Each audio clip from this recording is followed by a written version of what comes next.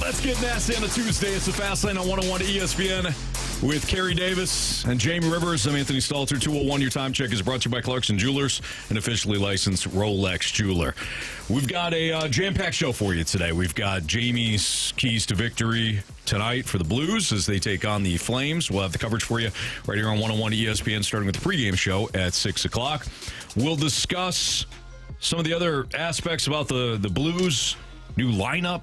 Looks like projected lineup. We'll get Jamie's thoughts on that, whether or not he likes that one. We'll talk about Marcus Freeman, the head coach of the Notre Dame Fighting Irish, and the culture that he has built. And one of our listeners decided to put together a way to save Major League Baseball with some new changes that we'll go over. It's kind of interesting. We talked about this a couple weeks ago. Yeah. Bring back the juice. Yes. I don't think you can. OJ is... What?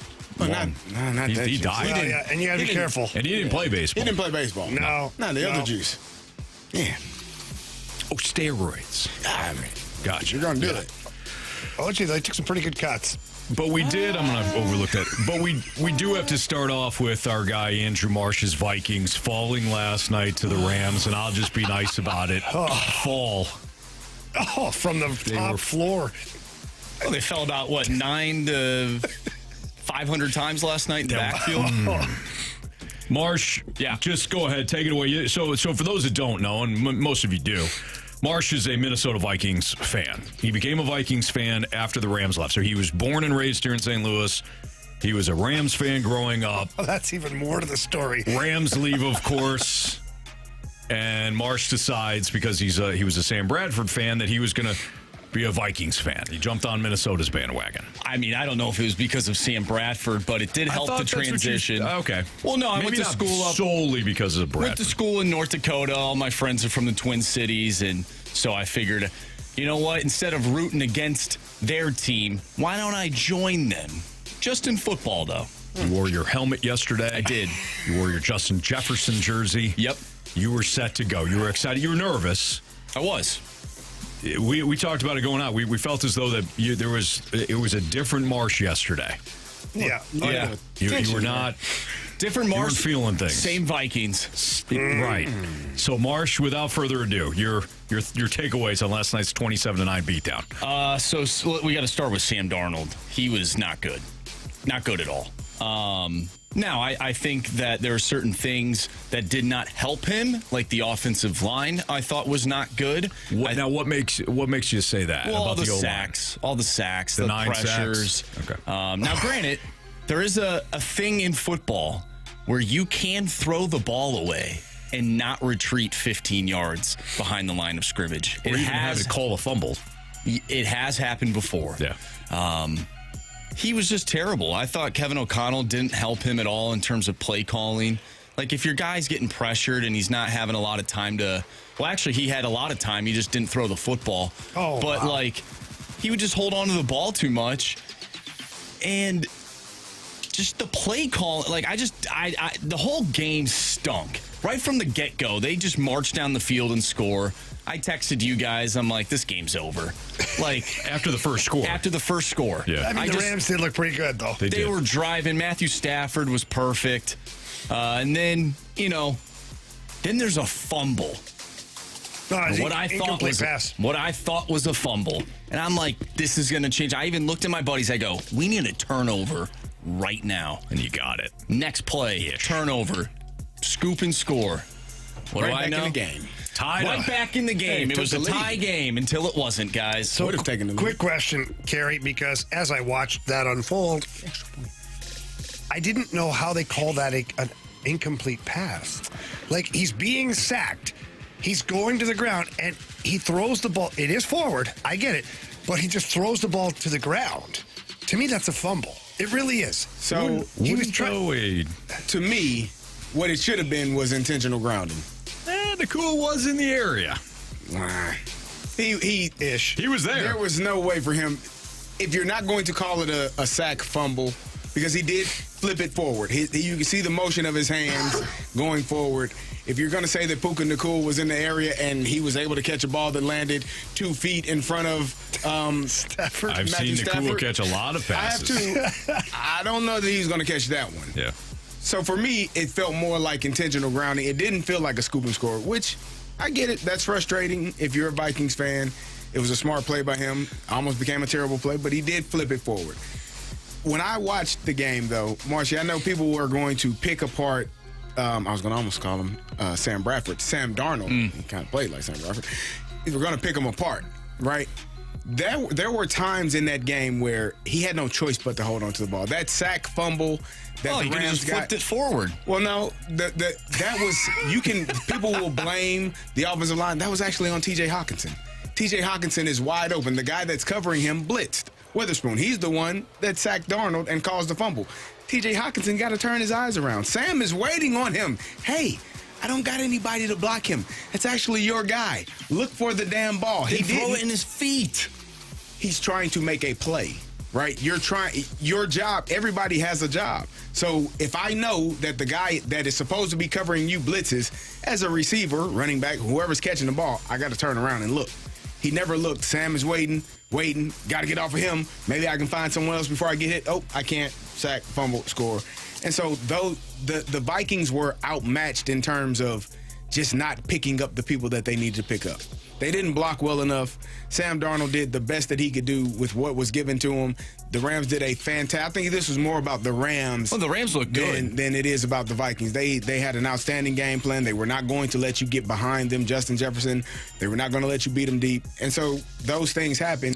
You have to make adjustments. But the players didn't do a good enough job. But for 9 sacks is not on the quarterback solely holding on to the ball.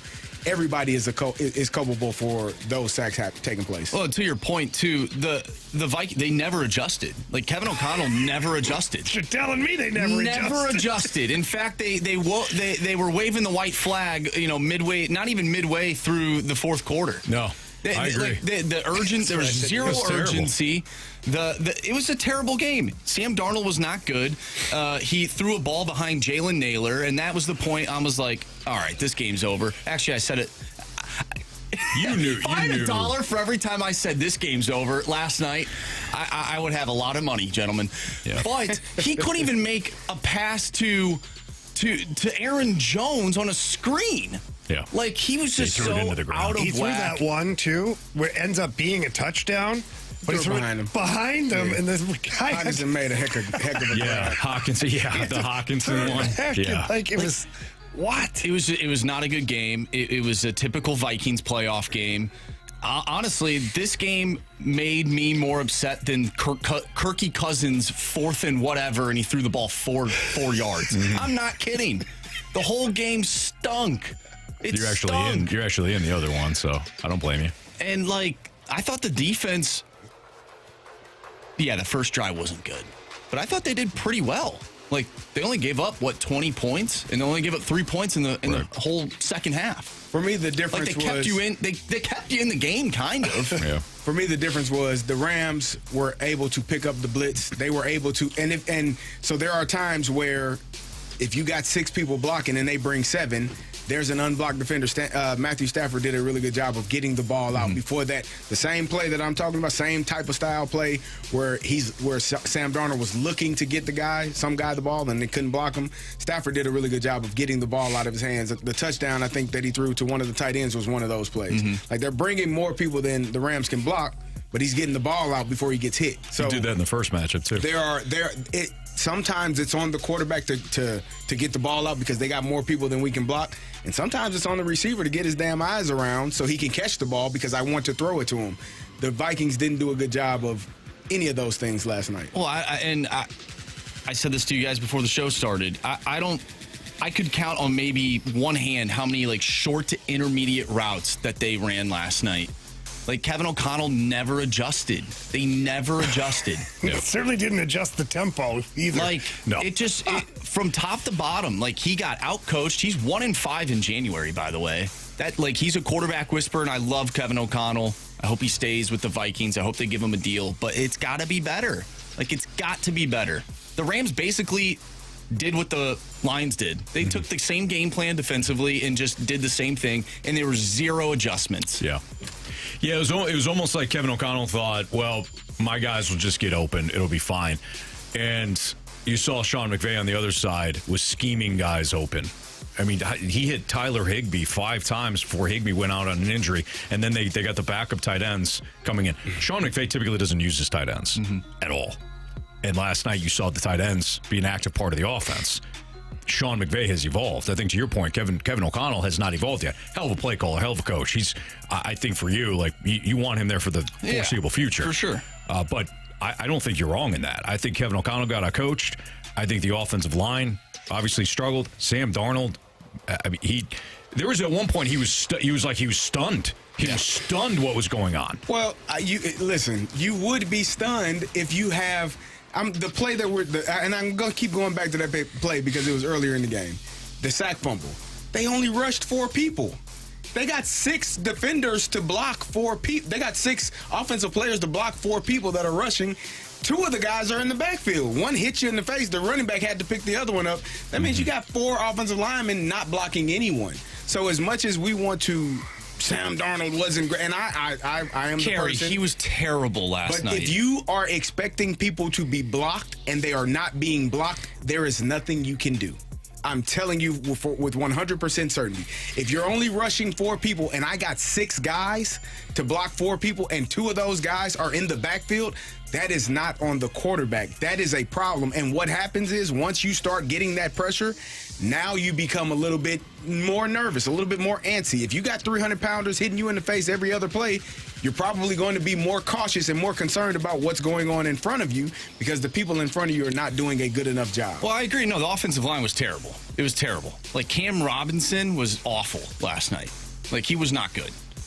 It was a terrible game. Yeah, start to finish. Start to finish. Top to they bottom. missed the block punt. I don't know how that happened. Yeah. I knew right then, another one of those, this game's over. Like, that's the Vikings. Unlucky. The unluckiest franchise in sports history. Unluckiest fan base. Minnesota sports fans. I'm not kidding. Look at the history books. Hey, the Twins. Let's not forget about them. When was the last time they won? The 80s? The 90s? Hey, but at least they won. They were in it against Joe Carter and the Blue Jays. Nah, they weren't. They're the reason why the Yankees have a good postseason record in this decade. Didn't they lose in the ALCS that year? Yeah. Yeah, They were in it. They were. It's not easy for Sam Darnold. Again, you're rushing 4 people. That means you got 7 people dropping into coverage. That means there are less windows for you to find people open. And if they can get pressure with 4 people, you're probably going to lose. I'm ready for J.J. McCarthy. And I think the Eagles. Wow, you move on quick. No. Okay, 14 wins, Anthony, doesn't get you what it used to. You guys weren't here. What was it, 2 weeks ago? Carey and I had this discussion. We were talking about Sam Darnold, and I said I probably wouldn't bring him back for money purposes. I'm definitely not bringing him back now. Just move on. Yeah, this is one of those things where it's best to let it play out. Because midway through the season, I'm like, how can you not bring this guy back? This is a perfect let it play out. 49ers, let it play out with Brock Purdy. Giants, you should have let it play out with Daniel Jones. Franchise tag, if you overpay, you only overpay for 1 year. Let it play out. Yes. And the Vikings let it play out for the year. Sam Darnold, to me, should be making what Baker Mayfield got from Tampa. I think that's an appropriate contract. If somebody pays him like Dak or Kirky Cousins or anybody like that, you're going to be screwed. So if you're the Vikings, you don't want to get in the same situation which you just were with Kirky football. If they got out of that mind trap. I don't know how they burned the photos that Kirk and his agent had on them, but they figured out a way to do so. And then they moved on. J.J. McCarthy needs to be the guy now. And you don't even know what you have in him. But you're not going to win 14 games next year. So that's my problem. Why not? What's the franchise tag for 1 year? You just won 14 with Sam Darnold. You also just lost the most important one. You're not going to win 14 with J.J. McCarthy. You're not going to win 17 with Sam Darnold. Carey, that's a Big Ten national champion. He is.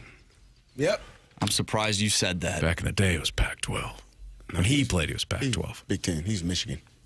Sam Darnold? J.J. McCarthy.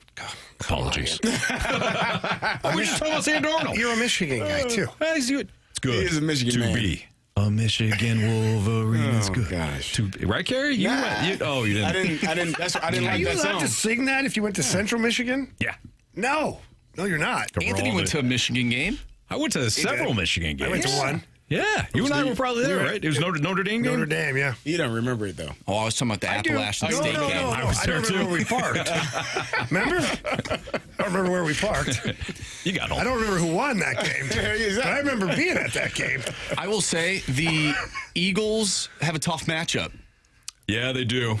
They certainly do. That one takes on. Looks a little interesting now. That one's real interesting. That's a 6-point line. Right now? The Eagles are laying 6. Yeah. There's some higher spread, except for the Bills and Ravens, of course. There's some higher spreads this week. Like the Lions are laying 9.5. That's a lot. I'm sorry. Kansas City's laying 8.5. That's a lot, too, for that game. There's more fallout from the Vikings-Rams game that we'll tell you about next on 101 ESPN.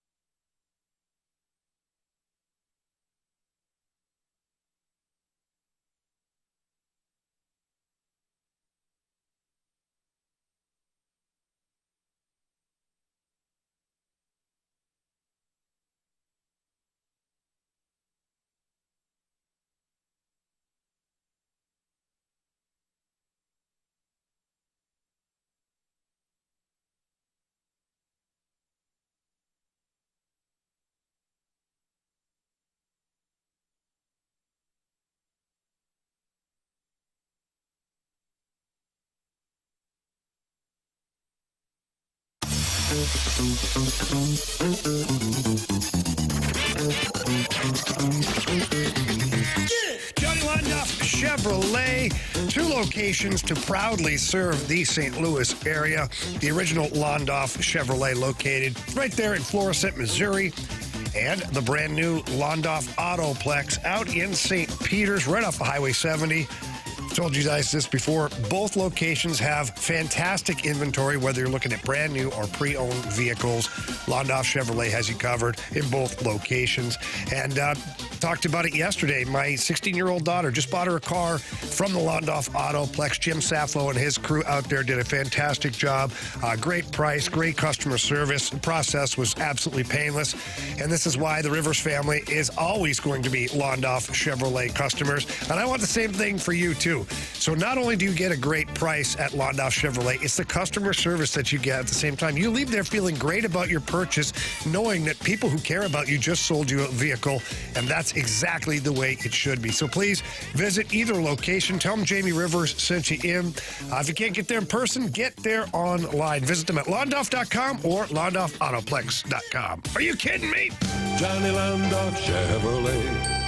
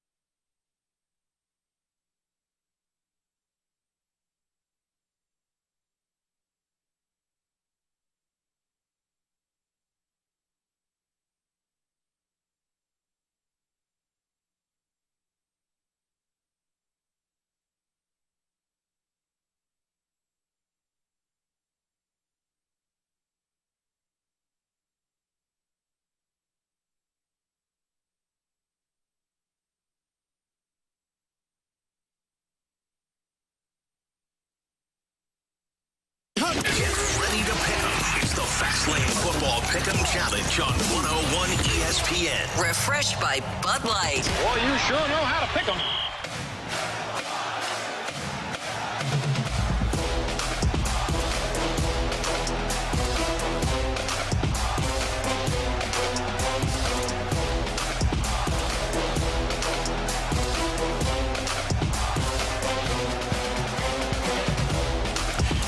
Join us, the Fastlane and the Rizzuto Show for the Championship Bash at Hot Shots Fenton next Sunday, January 26th. You can hang out with us and the members of the Rizzuto Show, watch the AFC and NFC Championship games. Plus, you can enjoy bucket specials, delicious food, tons of TVs to watch the games, giveaways throughout the day, and the Pick'em Challenge punishment live on site. The Champ Bash kicks off with a live 2-hour pregame show at 11 a.m., and the fun continues until the NFC and AFC champs are crowned. Don't miss this year's Championship Bash with us from 101 ESPN and the Rizzuto Show at Hot Shots Fenton next Sunday, January 26th. Get all the details now at 101ESPN.com.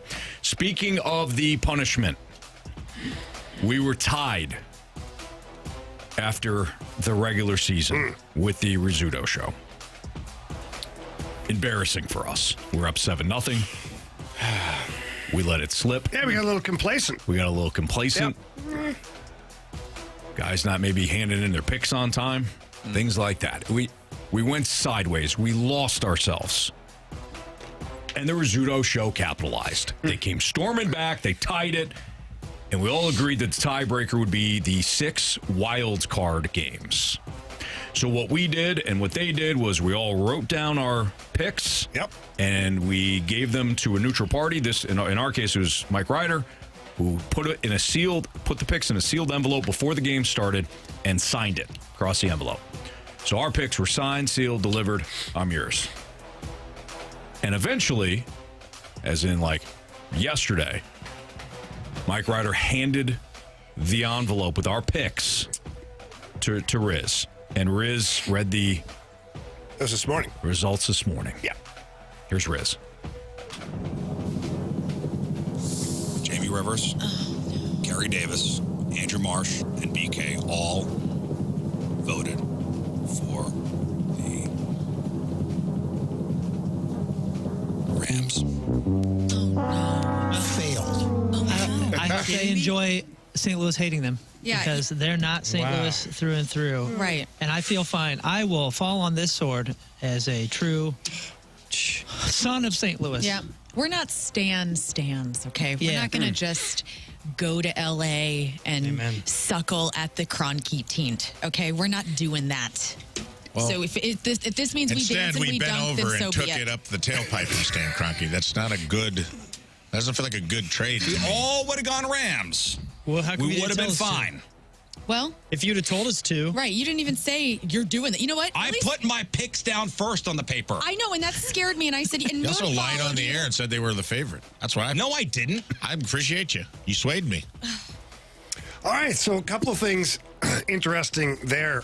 Even if they all would have picked the Rams, I believe we still would have won by 1 point at the end of it. Correct. I believe. So, yeah, we had a 1 point lead going in. So.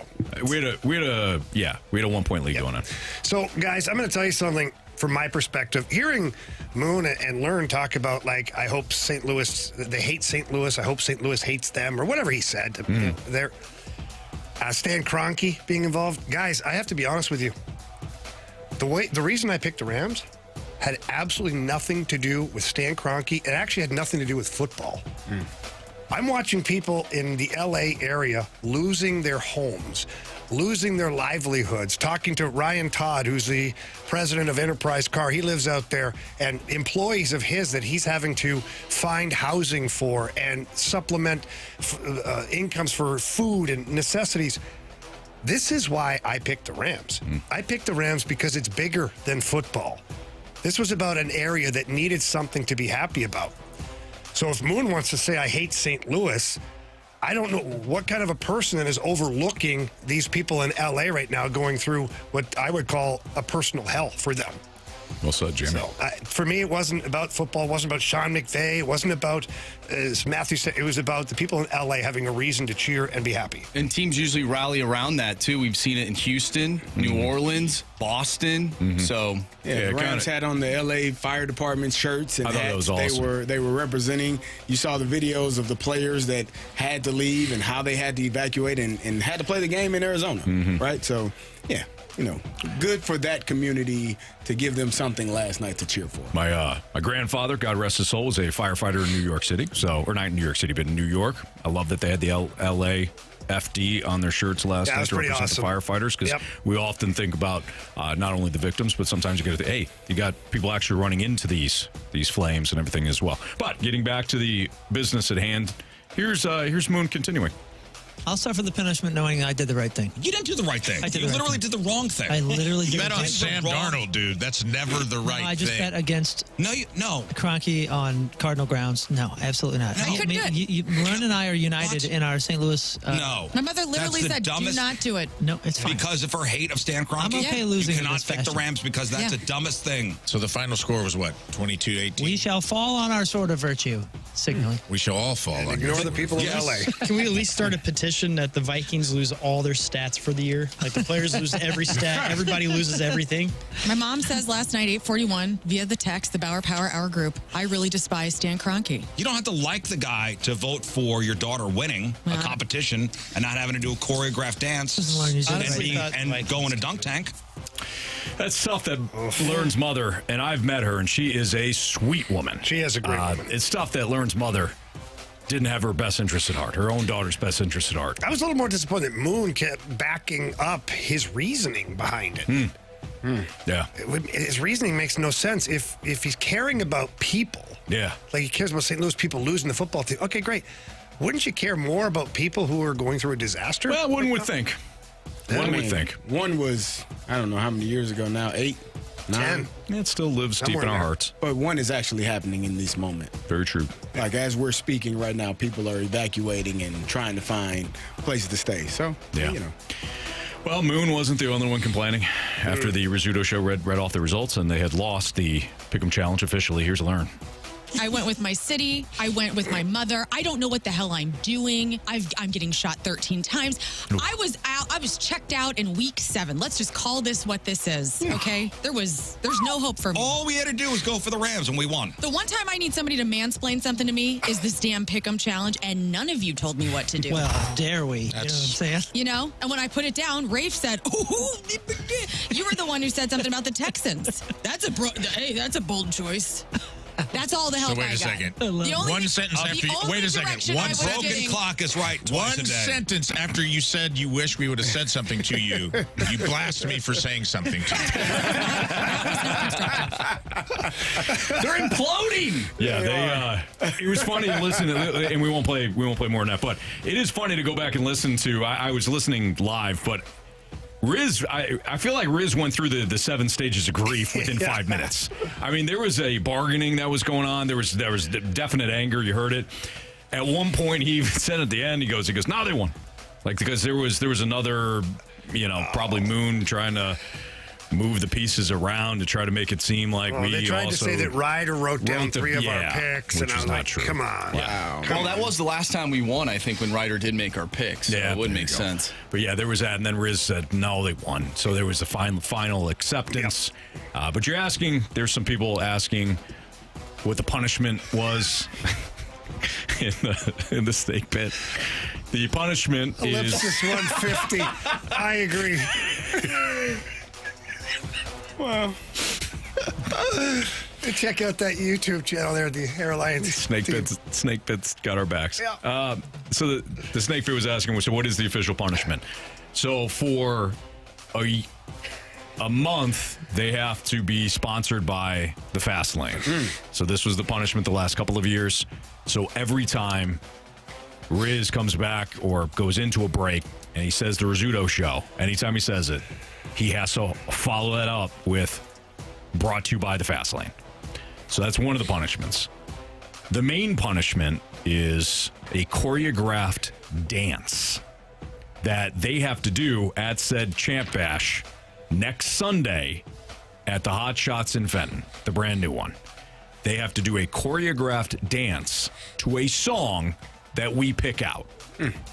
What we would like to do, since we always view the fast lane as basically we're at a bar.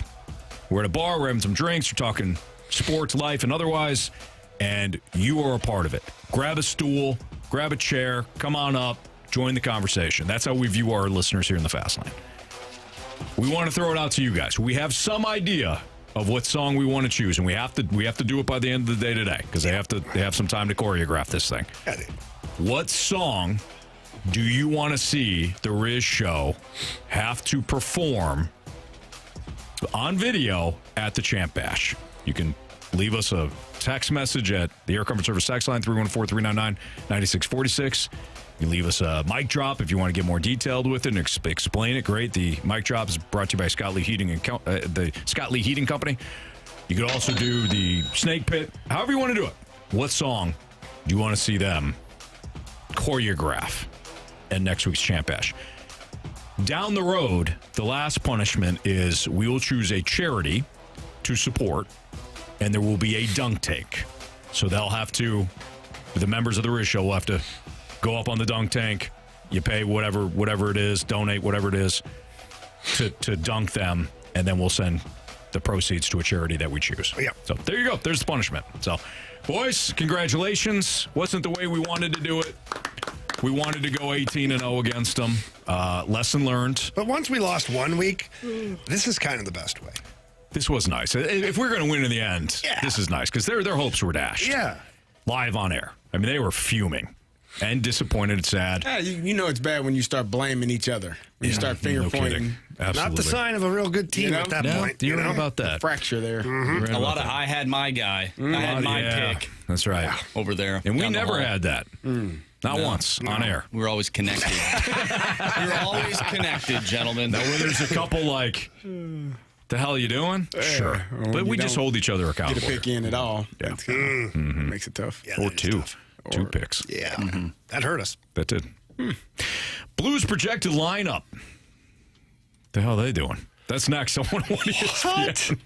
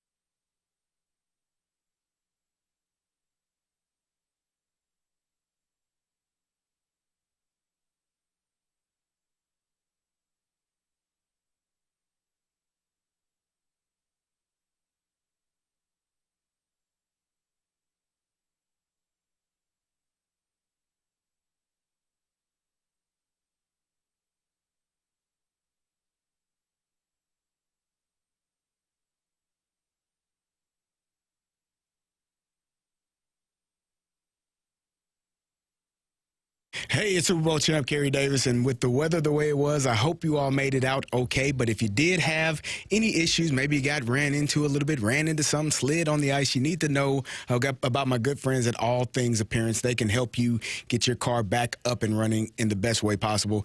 They offer detailing, ceramic coating, paint repair, dent repair, collision repair. If you did run into something, they can help you out. The owner, Jeff, will work with you. He'll work with your insurance company. He'll work with your warranty company to make sure you're getting the best price available. Maybe you just want to get that car cleaned up because of all of the salt on the road. It's a little dirty. They have detailing as well. Jeff wants to make sure that his customers are being treated right and being treated fairly. He's not going to overcharge you for anything that you might need repaired. He's going to get you back on the road as soon as possible, even if it means him not making as much money as possible. He'd rather have you coming back as a happy customer.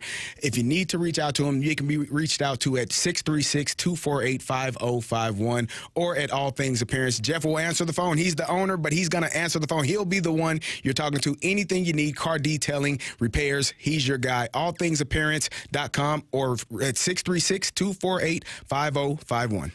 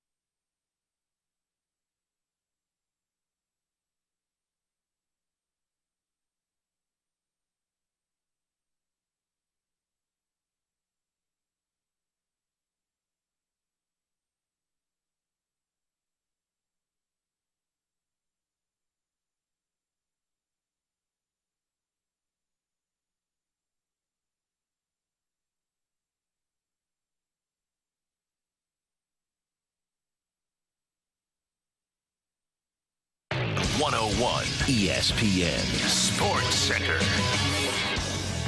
I'm Andrew Marsh. It's time for a Sports Center update driven by Johnny Londoff Chevrolet and Johnny Londoff Autoplex. We just went over the Pick'em Challenge results. The Fast Lane defeated the Rizzuto Show, and it came down to last night as the Rams defeated the Vikings in the final wild card game, 27-9. We talked about that earlier in the show. Tonight, though, we have Blues hockey, and the Blues will be taking on the Calgary Flames. You can listen to that one right here on 101 ESPN. Pregame starts at 6. Puck drop is at 7. We'll talk with Joe Vitale at 5:30, so stay tuned for that interview. But coming up next, we're going to dive into some of the projected lines for the Blues tonight. Perhaps some surprises as Jim Montgomery has some new faces out for the Blues. I'm Andrew Marsh, and the Sports Center update is driven by Johnny Londoff Chevrolet and Johnny Londoff Autoplex. See them at londoff.com. Chevy, together we drive. Are you kidding me?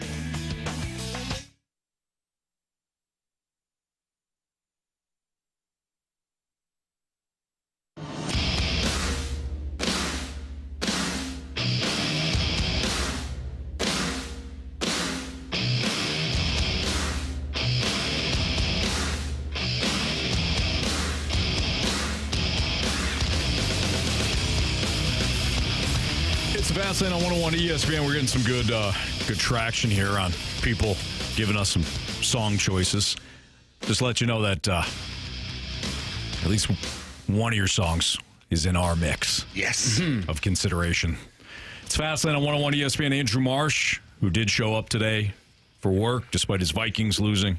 Sorry again, buddy. What's that supposed to mean? Well, was I not going to show up? No, not that I thought you wouldn't, but I'm just saying, like, you know.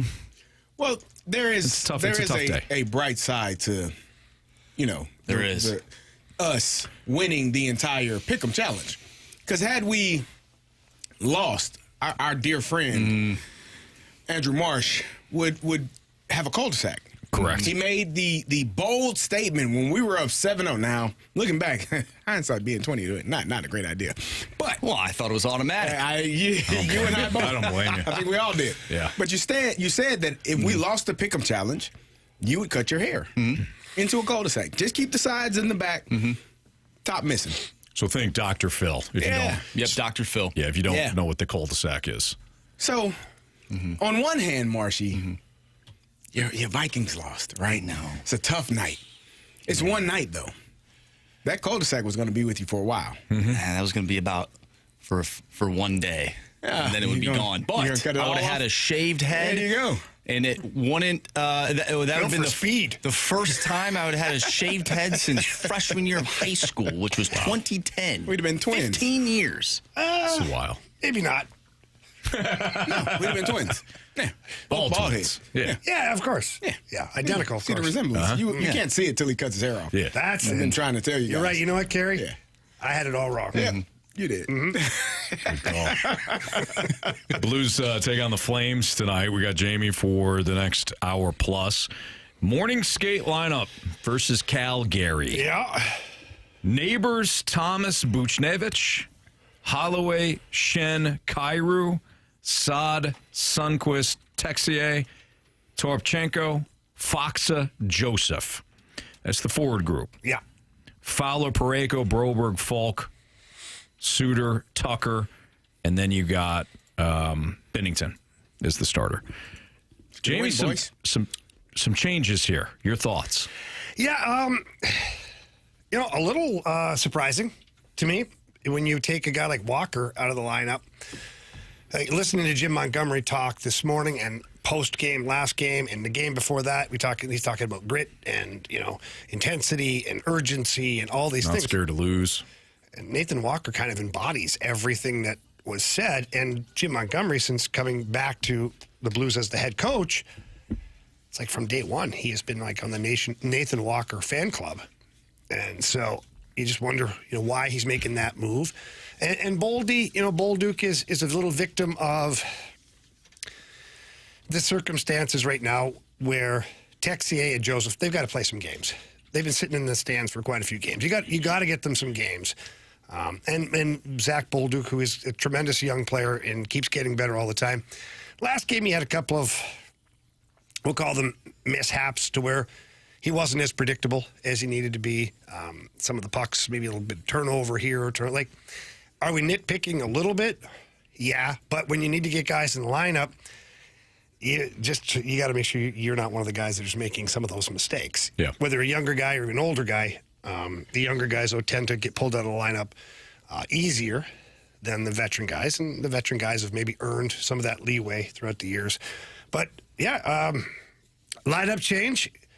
You've lost your last three. You lost 3 of your last 4 games. So seeing a lineup shakeup is not all of that surprising to me. Seeing Nathan Walker come out, I thought that was kind of surprising. But you know what? Matthew Joseph needs an opportunity to show that he can be an everyday NHLer here in St. Louis, and so does Alex Texier. Mm-hmm. And you needed something. You need to shake it up, man. It's kind of felt a little stale maybe, and Jim Montgomery's looking for these guys to come in and play hungry. I don't know these guys. I mean, I know them personally, but I don't know them beyond that, like their inner makeup. Yeah. But every time I was scratched for an extended period of time, whether it was 2 games, 3 games, 4 games, whatever it is, like the first time I got to play is like I might never, ever play again, and you just empty the tank and you play as hard as you possibly can. You run around, hit everything that moves. I mean, that was me. Right. So for these guys, get lots of shots on net, drive the offense. Joseph, I'd like to see him be more physical. He's a pretty big guy, and you watch him, he's fast. He can get there to make the hits, but he's not. Consistently, anyways. He should be a guy like, if Nathan Walker came out of the lineup and they put you in, this is the way my brain thinks. My brain would be, I'm going to do everything Nathan Walker does better. because I'm bigger and I'm faster and I've got a contract beyond this year. Like, I want to become that guy. Yeah. And outduel that player. It doesn't mean you don't like your teammate. It doesn't mean that at all. It means you want that job more than the guy beside you. And if that guy happens to be your teammate, well, so be it. One of us has to go out there and play. Because I don't like eating the hot dogs up in the press box anymore. I'd like to be at the pregame meal and then go have a nap because I'm playing that night. Right. So, but that's the way my brain works, is not like, woe is me. It means I'm going to go take somebody's job by playing really well. And so maybe that's what Jim Montgomery's hoping for, is some guys to get some opportunity and say, hey, I don't want to give this back. Yeah. And you play so well that you don't give it back. And when you do that, they call that healthy competition. And players sometimes don't like it because to always be competing can sometimes be exhausting. But the guys who really have that jam don't care. They love it. That's why they play the games. That's why they practice as hard as they do, because that's the feeling that they crave over and over. And coaches love it. You have players that are competing for ice time, for carries, for whatever. That's when you should get the best out of your whole group at that point. And maybe that's what he's looking for. The hungry dog gets the bone. Yeah. Yeah. These are nice guys. Well, you don't want to be a nice guy. If you're the dog, do you really want the bone or do you want the meat?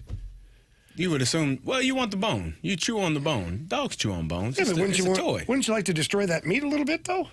Maybe the meat is all gone and it's only a bone left. But who got the meat then?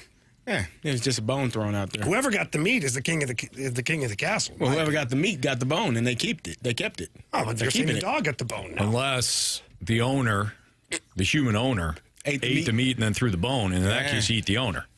I don't hate it. I don't like that. Actually. I don't hate it. You got to be. Listen, what I'm saying is, Carey, if you're hungry, you gotta go after. You gotta eat. You gotta eat. Don't give me the bone. I don't want the bone. You need to be the big dog. You want the bone, Carey? I feel like you you need to do. be the alpha dog there. Yeah. If the bone is out there, I want it. There you go. It's only one. Well, Carey, you can have it. It's a fast line on 101 ESPN. Don't forget Blues, Flames, pregame right here on 101 ESPN starting at 6 o'clock. We've got both former athletes in studio today, which means we're going to do a little advice with former athletes. So, Carey and Jamie, if you got questions for them, we typically do this on Mondays, but we transferred it today. Advice with former athletes. If you got any questions, 314-399-9646 is the Air Comfort Service text line. Again, advice with former athletes next in the Fast Lane.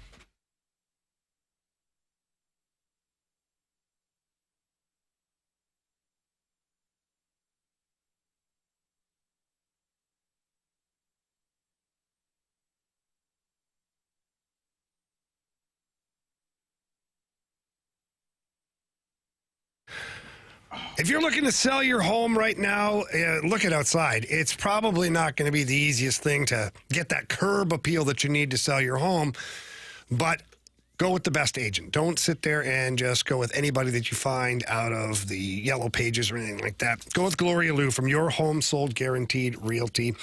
Well, Gloria has been in the business for over 20 years, and she is perfect at figuring out what the price range is for your home, especially whatever area you're in, because we all know this. Different areas in St. Louis are priced differently.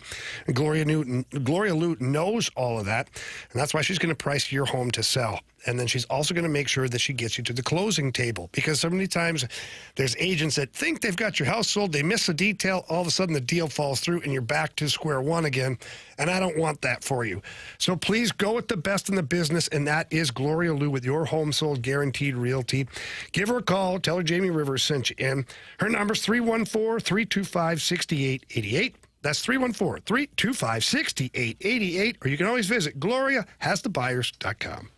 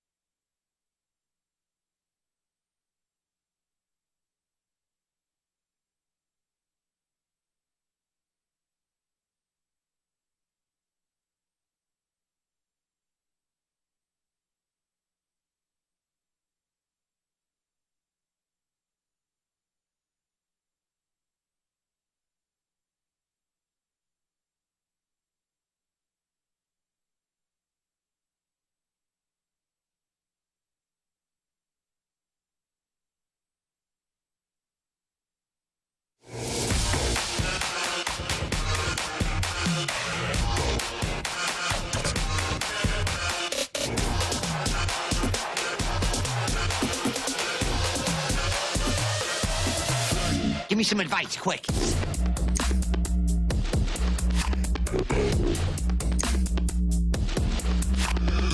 Time for advice with former athletes. Super Bowl champion Carey Davis, former Blues defenseman Jamie Rivers. I'm Anthony Stalter. If you have a question for these guys, 314-399-9646. Andrew Marsh is here. Take it away. All right, typically we get questions about, what is it like to be an athlete in terms of like regiment when you get prepared and all these other different things. We have a question from the 314. What was the worst, as in mean prank, you've ever seen? A mean prank? Mean prank. And we know that you've seen some pranks and have dished them out before, Jamie. Yeah, I've dished out a couple of doozies that I don't know if they were mean, but they were retribution, so I feel like it was warranted. I've told that one before about Gino Ojic, where with the tires, had all of his tires taken off by a tow company, put on blocks, and then I had his tires hidden all over the rink with clues. He left there at like dinner time before he got home. I'd have left the car there. He had no way to get home. All right, somebody come get me. Yeah, maybe. I don't think it was. Jamie I don't Rivers. think it was mean. That's pretty creative. It's fun. I thought it was a game. I was like, Gino, just think about it. It's like you're on a game show. And I drove away. That's because he had done something to you, right? Yeah, I was late for practice, and he cut my laces. So when I went to put my skates on, my laces blew up. I'm like, son of a. But he gave you an excuse there. No, he didn't really, because then. But for you, you at least had one. Well, at that point, yeah, but I'm still, Anthony, I was late. Okay. Like the guys were skating around on the ice, and I came running in, threw my gear on. Like I had a chance to be on there for the first whistle of practice. Yeah. And then the laces blew out. Oh, I saw red. I saw red. I got out, took my fine, and I found out through the grapevine who it was. And I was okay, that's fine. The next day, called my buddy had a machine or a shop there. Came in, lifted it, took all the tires off, left it on blocks in the parking lot, and then I hit his tires all over the rink. Wow. The last time anybody pranked me. Sent a message. But the meanest, I don't know. It's usually not mean pranks because it can turn into a fight. Yeah. Like if you do something completely out of line. Like I remember one time, and this was me again, but it was retribution. Somebody put shaving cream in my gloves. Like filled them up with gloves, so when you go to put them up, and the shaving cream flies up all over, So I was like, okay, it's fun, it's creative. I had another pair of gloves. I don't care. You wash your hands. Oh, that's great. I feel like it would make them soft, too. Yeah, soft hands. It smelled great, too. It was awesome. So I found out who it was, and the next day, I was always the first guy at the rink, pretty much. So I went in and took the Flexol, and just took a nice little finger, and I just spread it on the inside of his helmet up here. Oh, I'm sweating. So when he starts to sweat, that Flexol's leaking down in his eyes and stuff. Oh, man. Yeah. Hey, you drew first blood. Don't come after me after That's that. That's kind of how I feel, yeah. People go 10%, and then Jamie goes 100. But, right. Marshy, that was the key to it.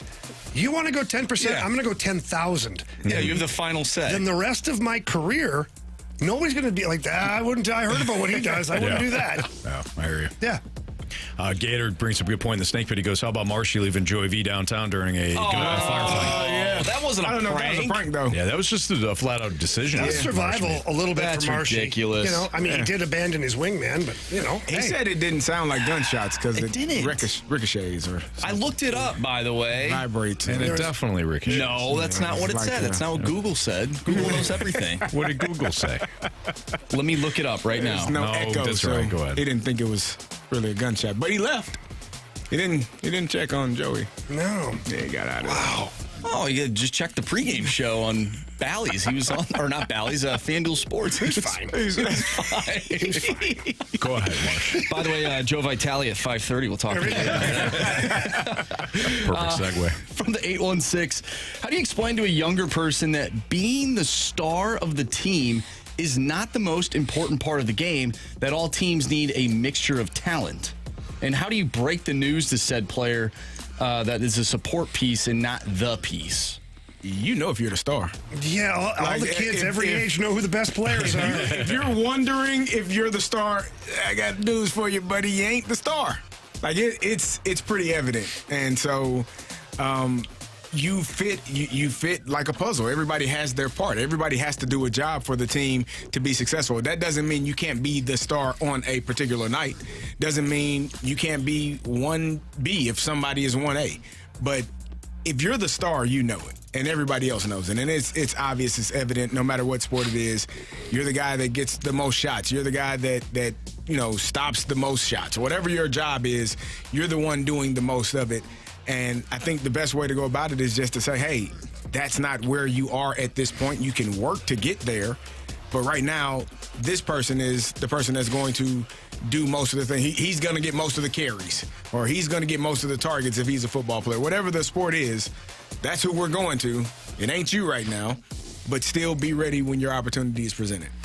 Yeah, and here's what you have to realize is that your job as a coach, as a parent at that time, is to identify, hey, who are the best players? Great, that's fine.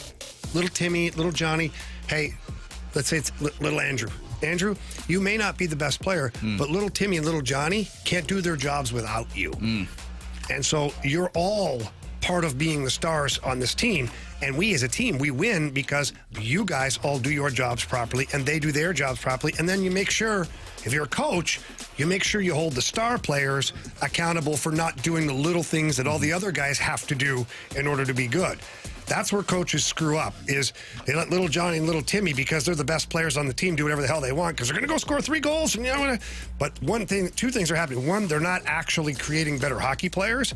They're actually creating worse hockey players down the line because that will bite them in the end. But two, if you don't hold them accountable for doing the little things, then the rest of the team is not going to feel like they're a part of it either. And then you have a bad mix there. Tell you right now, if little Timmy isn't putting that puck in the corner, if you can't get around a defenseman, we're going to have issues. There you go, Marsh. You're going to be a good coach.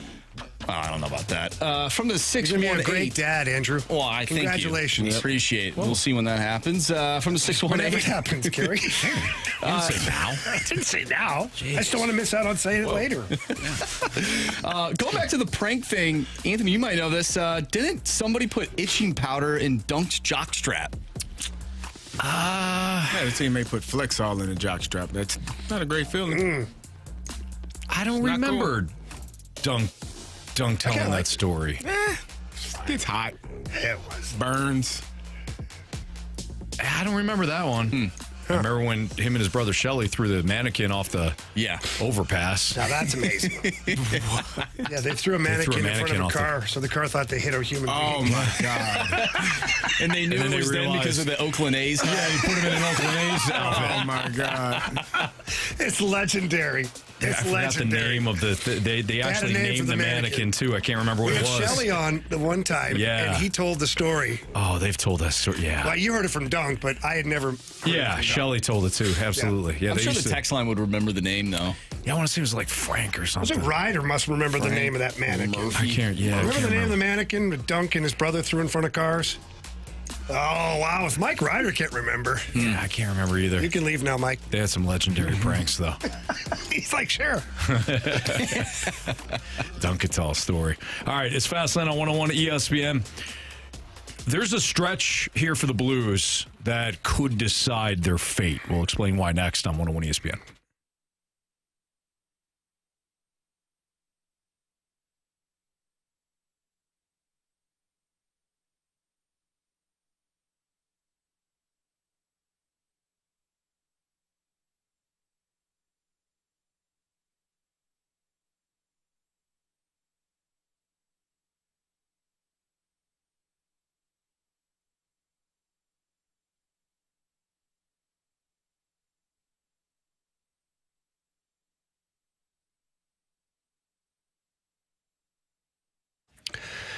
If you love sports betting, then please go and download Circa Sports Illinois, the app. It is fantastic.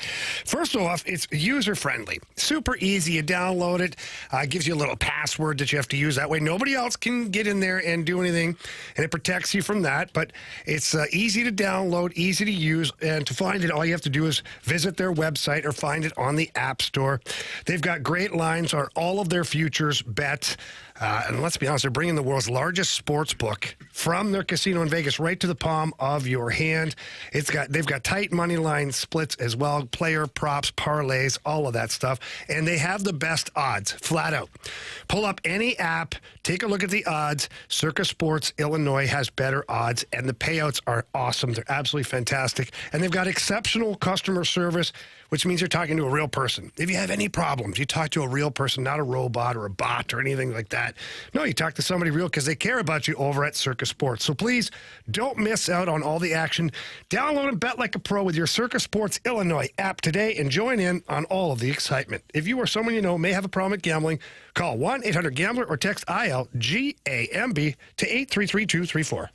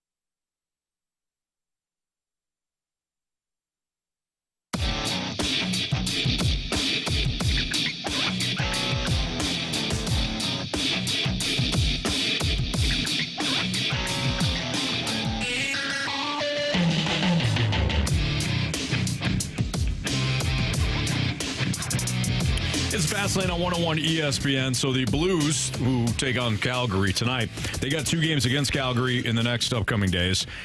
If you're looking at like the stretch here upcoming for the Blues, Carey, yeah, what's this next stretch? Oh, it's the most important stretch of the season, Anthony. I mean, you get back-to-back home games against Calgary. It's the most important stretch of the season. And then you got Utah. You got to take care of the business, and you got to take care of this. It's the most important. So this is it. This 3-game stretch is the most important stretch of the season. Not like 2 weeks from now. Or do we just have to let it play out, and then we'll maybe it could be then, too. It's probably going to be the rest of the season. Let's just be honest. The Blues are in one right now. They're, 3 or 4 points out of a playoff spot? They're in Jamie, one. if I may, from here until the end of the year, I think is the most important stretch for the Blues. Anthony, yeah. This one now. You listen. This one now. If you don't know anything, this stretch is the most important. This is the most important. Right now. Okay. Yep. Yeah. See me in 2 weeks. All right, fair enough. You do have to beat up on teams that you should beat up on, right? Should win games that you're... Yeah, like what teams? All of them. Oh. Yeah. That's you have to have that mentality. Yeah. You know? You have to have the mentality that you're going to beat every team no matter what. What the record is, how well they're playing, how poorly they're playing. That's my Blues. Yeah. I don't disagree. Okay. I think the expectation should be that you want to win every game. Is it realistic? Probably not. No. Most teams don't go 35 games in a row and without a loss. What's the longest stretch? I think it was like 22 games. Well, do that. Now, you haven't done 3 yet, but you gotta start eventually get to 22. No, but in all seriousness, this will close out. These 2 games against Calgary will close out that 4-game homestand we talked about. I said the Blues needed to go 4-0. That obviously is not going to happen. No. But if they go 3-1, that's still a pretty good little homestand. But then you got to follow it up with the win in Utah. Utah's right behind you. Calgary's right in front of you. If you're trying to space yourself from the other teams, you got to beat Utah. If you're trying to catch, reel in, and pass, Calgary, winning these 2 games in regulation would be the best way to do it. Mm-hmm. It would be ideal. It would be ideal. And, the feeling I got this morning down at the rink was just that's the expectation. And Calgary's rolling, man. They're playing really well. I think they've won 3 games in a row here now. Yeah, they hold the final wild card spot in the Western Conference. So 5 points ahead of their next opponent, the Blues, with points at a premium. Teams square off tonight, 2 consecutive games. So this winds up being, a 2-game stretch here that is, all kidding aside, it is important. One key for the Flames, though, has been Huberdeau, he's got 11 goals and 9 assists in his last 18 games for the Flames. Yeah. So he has been on fire. He's finally playing back to where he was. So, like, when Florida traded Huberdeau to Calgary in the Matthew Tkachuk deal, he was a 115-point player that year. And he dropped off the face of the earth the next year. Signed a big contract with Calgary, and, it wasn't very good. Back to playing good. And that's why Calgary's having some success. Their best player is their best player again. Right. And Nazem Kadri, as much as we can't stand him here in St. Louis, he's playing well again for the Calgary Flames. They're getting excellent goaltending. They're getting good play on the blue line. They work extremely hard. They're a very blue-collar team. So they match up well against the Blues. They're very similar in a lot of ways.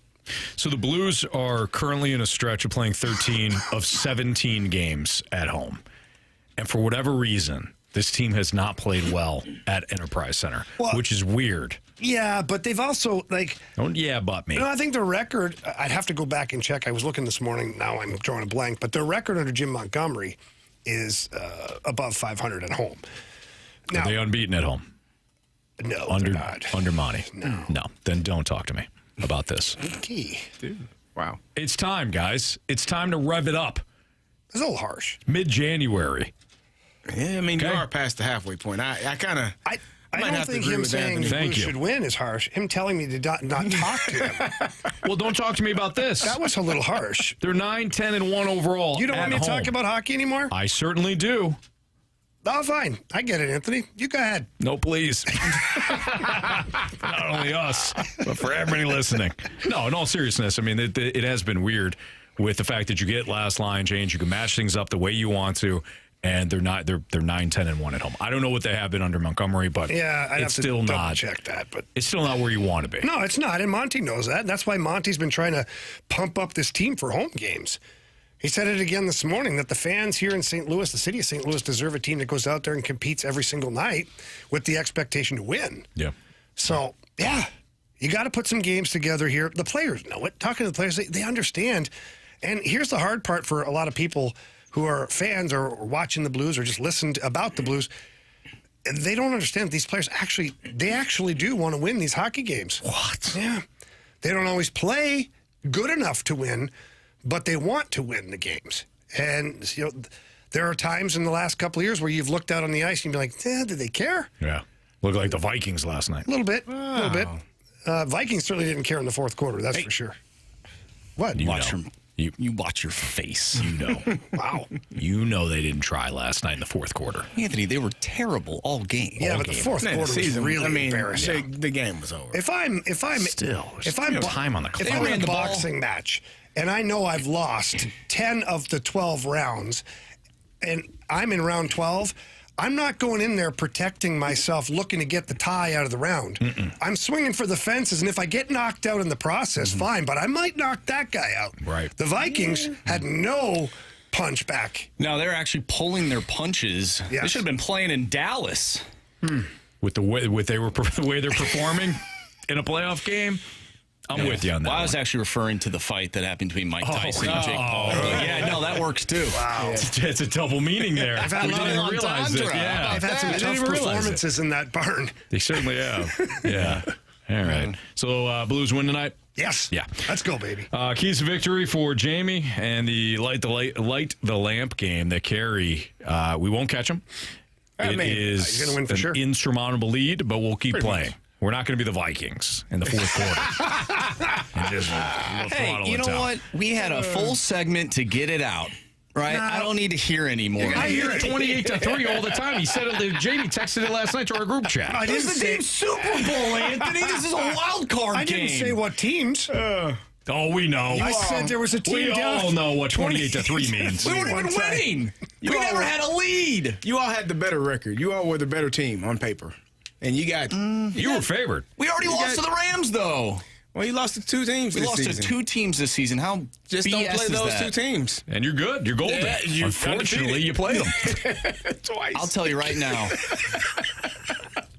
Any team in the playoffs, they would have lost to last night. Any team in the entire They would playoffs. beat the Bucks. No I don't way. know, man. No I think they'd way. beat the Baker Bucks. has way too much toughness. Mike Evans would have ran circles around that defense. I think they'd have beat the Bucks. No way. It's probably the only team. Baker Mayfield would have ran over somebody. Steelers? No offense, Gary. Oh, they would I was thinking, maybe. I mean, they can't play I was obviously thinking unless NFC. it's a Super We were Bowl. talking about NFC. Well, he said any team No, in I the said any playoffs. team. You're right. You're right. That's not how that works. Yeah, well, that team you're probably wrong. shouldn't have been in the playoffs. in all honesty. What? He got it. No, they would have beat the Steelers. Get back. Okay. Yeah. This is So sick. one.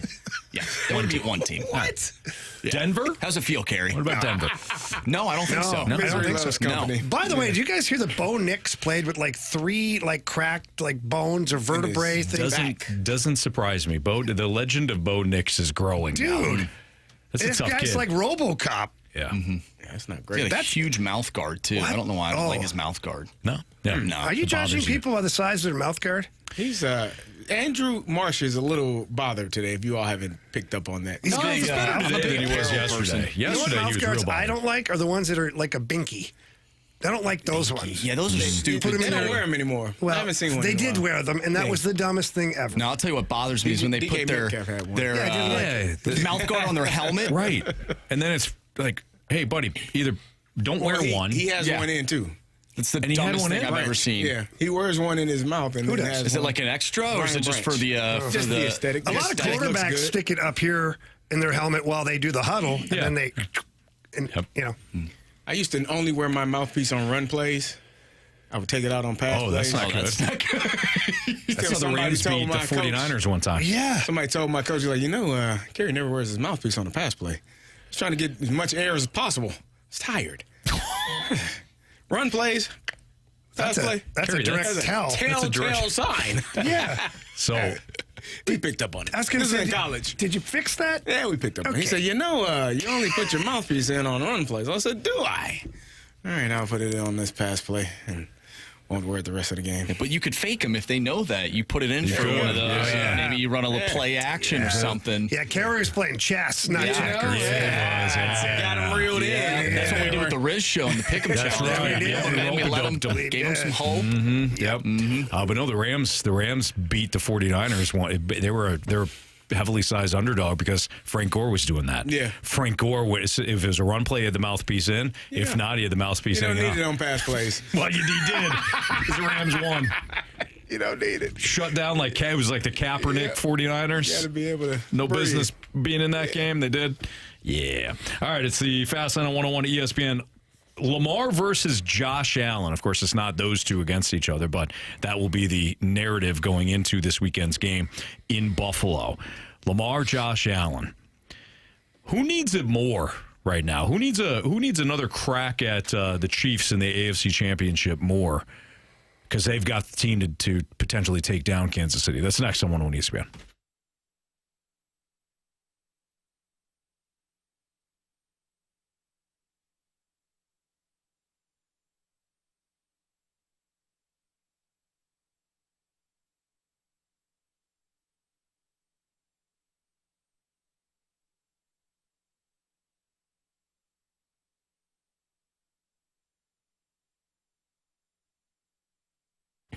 Hey, it's Carey Davis, and if you're a contractor or you own a business that needs recycling, Scrap Mart Metals can help you and get you rolling. They are tailor-made for your business to meet your schedule and your budget. Job site cleanup for contractors is a mess. Scrap Mart knows that. If you set up a business account with Scrap Mart to recycle that metal, it's one less thing you got to do during cleanup. You'd be amazed at how the scrap metals add up and how it can help your business's cash flow. If you're a plumber, you do heating and cooling, excavator, or any type of contractor, Scrap Mart Metals recycling can make your job easier. You own that heavy equipment, it breaks down over and over again. Eventually, it'll break down for good. You got to get rid of it. You don't know what to do, Scrap Mart will come and get it out of your way. They'll haul your equipment to one of their locations, get you a check the same day. Or if you want to haul it yourself, they have 3 convenient locations: Valley Park, Peevely, Jonesburg. If it's metal, they will buy it. It is recycling made easy. All you need to do is go to scrapmartmetals.com. My guy Lucas can talk to you about setting up a business account to get you rolling. Again, it's recycling made easy. Call them, reach out to them today, scrapmartmetals.com, and tell them Carey sent you.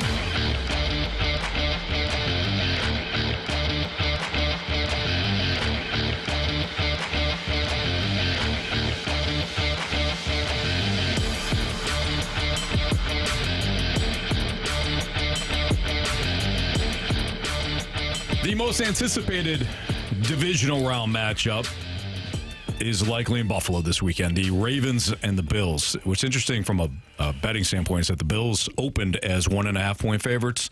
The line has jumped the fence, which means the Ravens are now favored by 1.5. So that's kind of interesting, at least the betting market. It opened one way. Odds makers started to get heavy action in on Baltimore from, bettors that matter. And then they moved the line. But when it comes to the national narrative, it's all about Lamar and it's all about Josh Allen. From a standpoint of where these two teams are, do you think this game matters more for the Ravens and Lamar or Josh Allen and the Bills? I ask that because teams aren't always at the same starting point, as we know. You could be, this could be your first really first crack, like the Broncos and the Chargers, like, hey, probably shouldn't be here. Commanders probably shouldn't be here, but man, we had a good year. We're going to get better from here on out. Do you view that with the Ravens and the Bills? Like, they've got staying power, Lamar and Josh Allen. But when you look at these two teams, the way they're constructed right now, the way they're playing, coordinators, all that stuff, do you think this game matters more to one of the teams, two teams?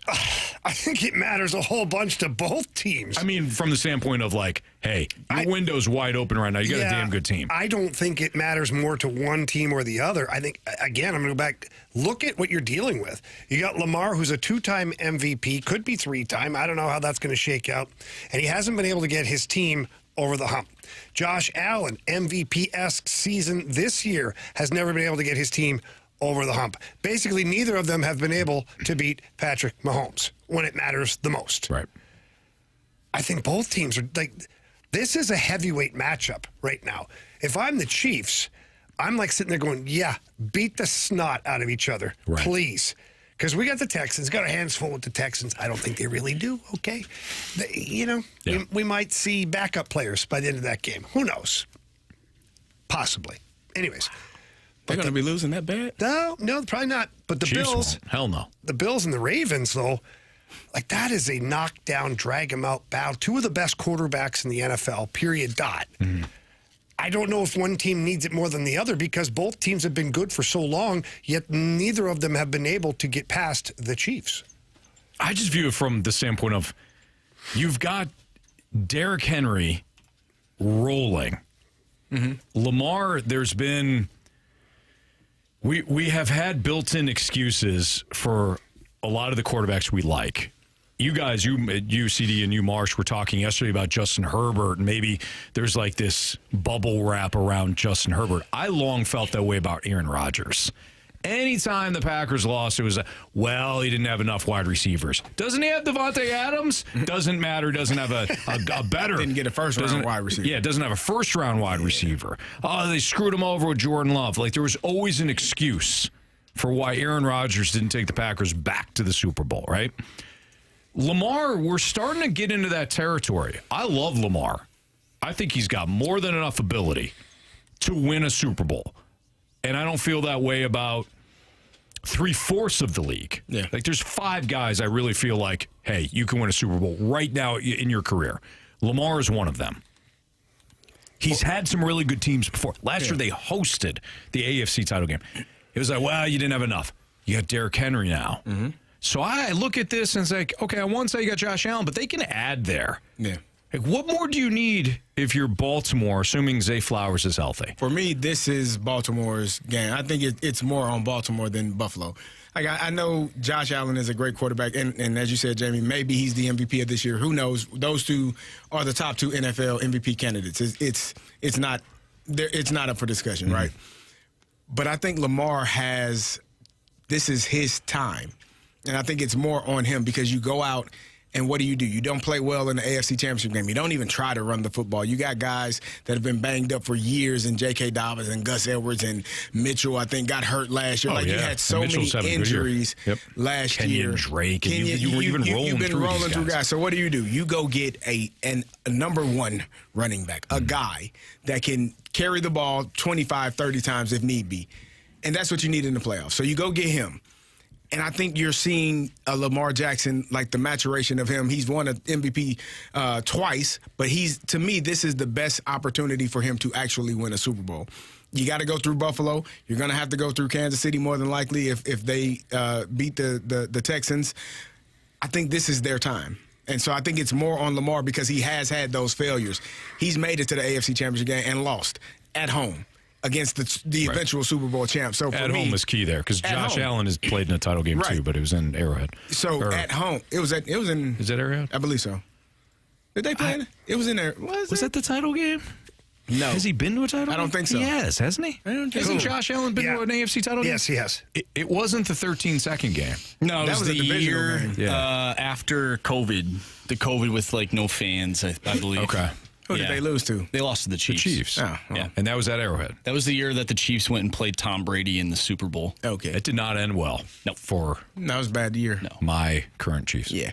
But Lamar is to me, and I heard him say something earlier this week or either before the playoffs started.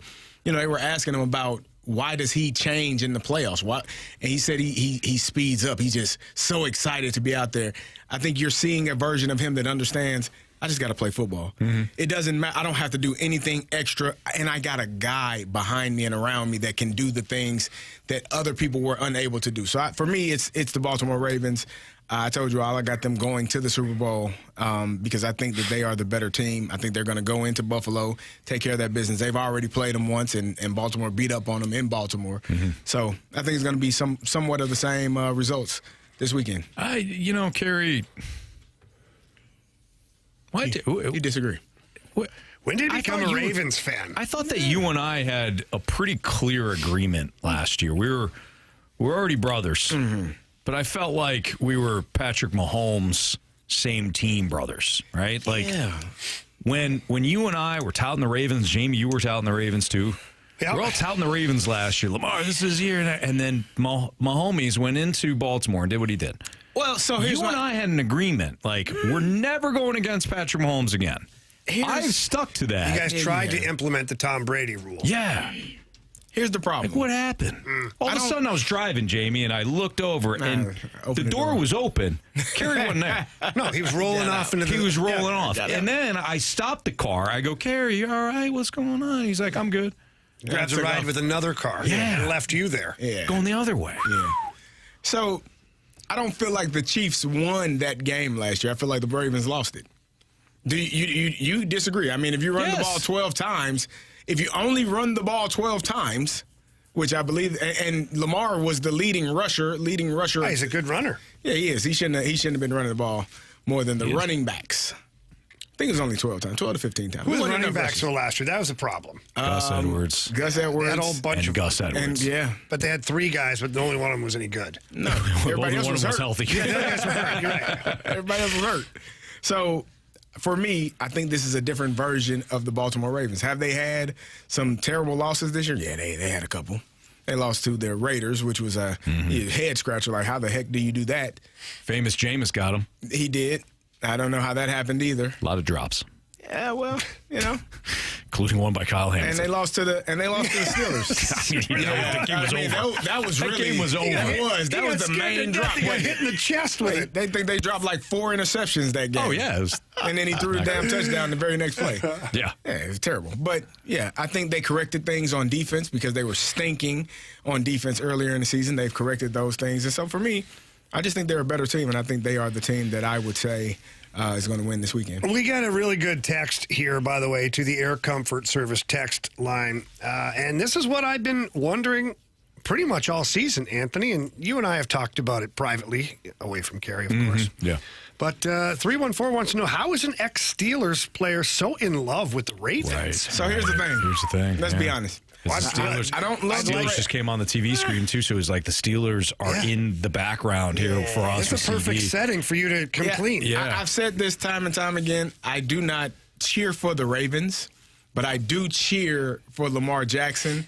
So what team does he play for? As a byproduct, you know, I'm cheering for him, and if he wins, then the team in purple wins. But I'm not sitting there rooting. That's the Baltimore Ravens. Okay. But I'm not rooting for the Ravens to do anything. But indirectly, you are. I'm rooting for, one of the best quarterbacks we have laid eyes on. Who plays for the Ravens? So if he wins, it's a coincidence. Which means you're happy the Ravens are winning. That's a coincidence. Things happen. Right? Wow. Jamie, if I may, if I take this a step further, gentlemen, women of the jury, Lamar Jackson played for Louisville. He did. ACC team. Yep. Derrick Henry played for Alabama. SEC team. Yeah. Zay Flowers played for Boston College. Yeah. ACC team. Mark Andrews played for Oklahoma. Now SEC, once Big 12. Not one, Your Honor. Not one. Played for Big 10. Not one. So I thought maybe there's a Big 10 situation going on here. But none of the top Ravens players. If I'm not played in the Big Ten. And therein lies the problem, Anthony, because you only think about the skill positions. And so, when you go to the offensive line. Kind of important. Well, I mean, you would think that, right? But for me, the most important part of the line of the team is the center. It's the center. It's the focal point, right? Tyler Lindenbaum from Iowa, Big Ten. Oh, T-Bone. Huh? T-Bone. The focal point. You know who touches the ball every play? The damn center. Nothing gets going without that guy. The His hands quarterback all over doesn't the ball. necessarily touch the ball every play. He might direct snap it to one of the running backs, But the center touches the ball every damn play. The focal point of the team. It's funny. The first time I've heard you mention the Ravens Center is right now. Yeah. Never heard him talk about that. That's guy. what you got to know. He had to Google who it was. I was making sure he went to Iowa. I knew it was Tyler Lindenbaum. I had to make sure he went to Iowa. All right, that's the former Pittsburgh Steeler. Carey Davis. Jamie Rivers so upset over Bobby Knight Carey's over love. He decided to kick the trash can over. Across the room. Yeah. We'll play He loves the Ravens. We'll play Are You Sold next. If you got an Are You Sold, send it in 314-399-9646. Are You Sold next on 101 ESPN.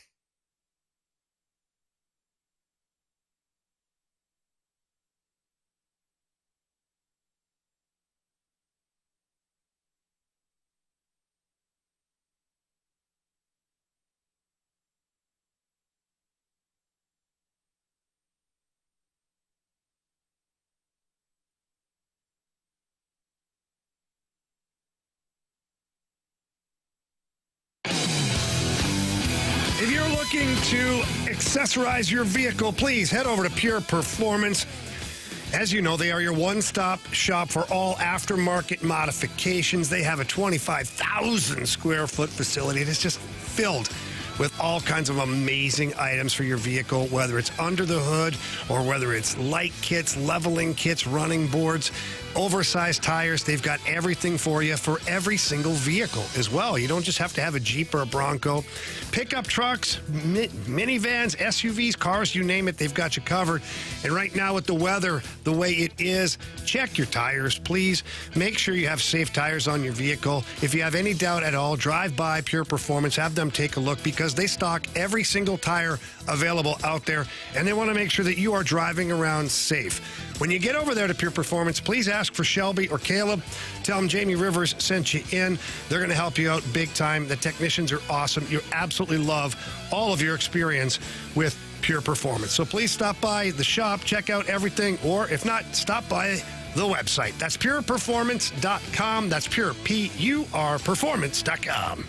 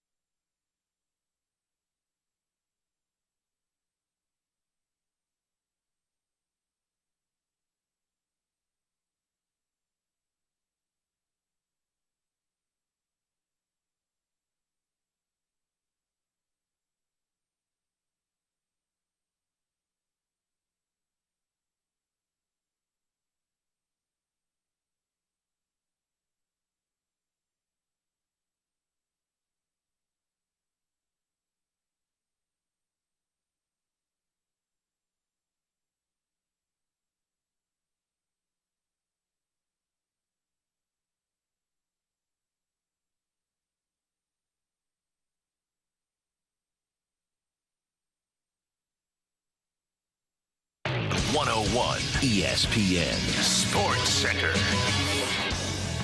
I'm Andrew Marsh. It's time for a Sports Center update brought to you by Saliga Heating and Cooling. Your St. Louis Blues will take on the Calgary Flames tonight, and you can listen to that game right here on 101 ESPN. Pregame starts at 6. Puck drop is at 7. We'll talk with Joe Vitale at 5:30, so stay tuned for that. But coming up next, we have Are You Sold? If you have an Are You Sold statement you want to send our way, do so using the Air Comfort Service text line 314-399-9646. Are You Sold? Next. I'm Andrew Marsh, and the Sports Center update is brought to you by Saliga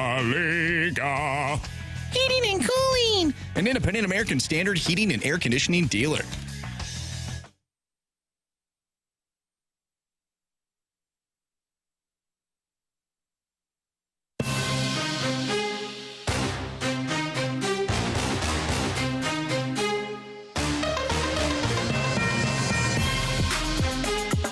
Time to play Are You Sold here in the Fast Lane on 101 ESPN. Carey Davis, Jamie Rivers, and Anthony Stalter, and here is Andrew Marsh.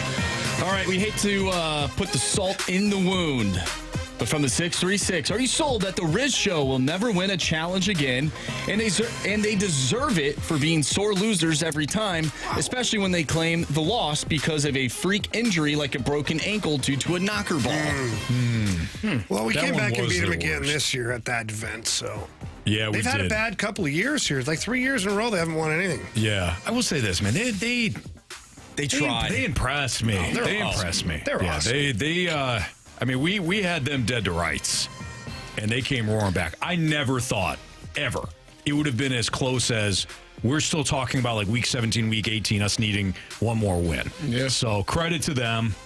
They came roaring back. Are they sore losers most of the time? 100%. I don't believe all of them are. Is at though. least one of them a sore loser every time? One of them's a sore winner every time, too. Yes, absolutely. When have they won, though? It's been a while. I've never lost. You weren't on this. You haven't lost to them. Never lost. I've like lost once, but I wasn't a part of the Ball. event. I sold the lake house and I had to go move all that stuff. And you had BK and Ferrario. Oh yeah, BT and I. Yeah. I was on the fast lane. We at that tried. Point. Yeah. Meat had a wedding or something he was going to. Yeah, BT. It was me, BT, Ferrario, and BK, and That was it because yeah. Jeff was unable to. Yeah, that's participate. Right. Yep. BT and I put up about. Boy, did you ever? I mean, we had like 35-something home runs together, and we wound up with about 35 home runs. And you still as lost. a team. Yeah.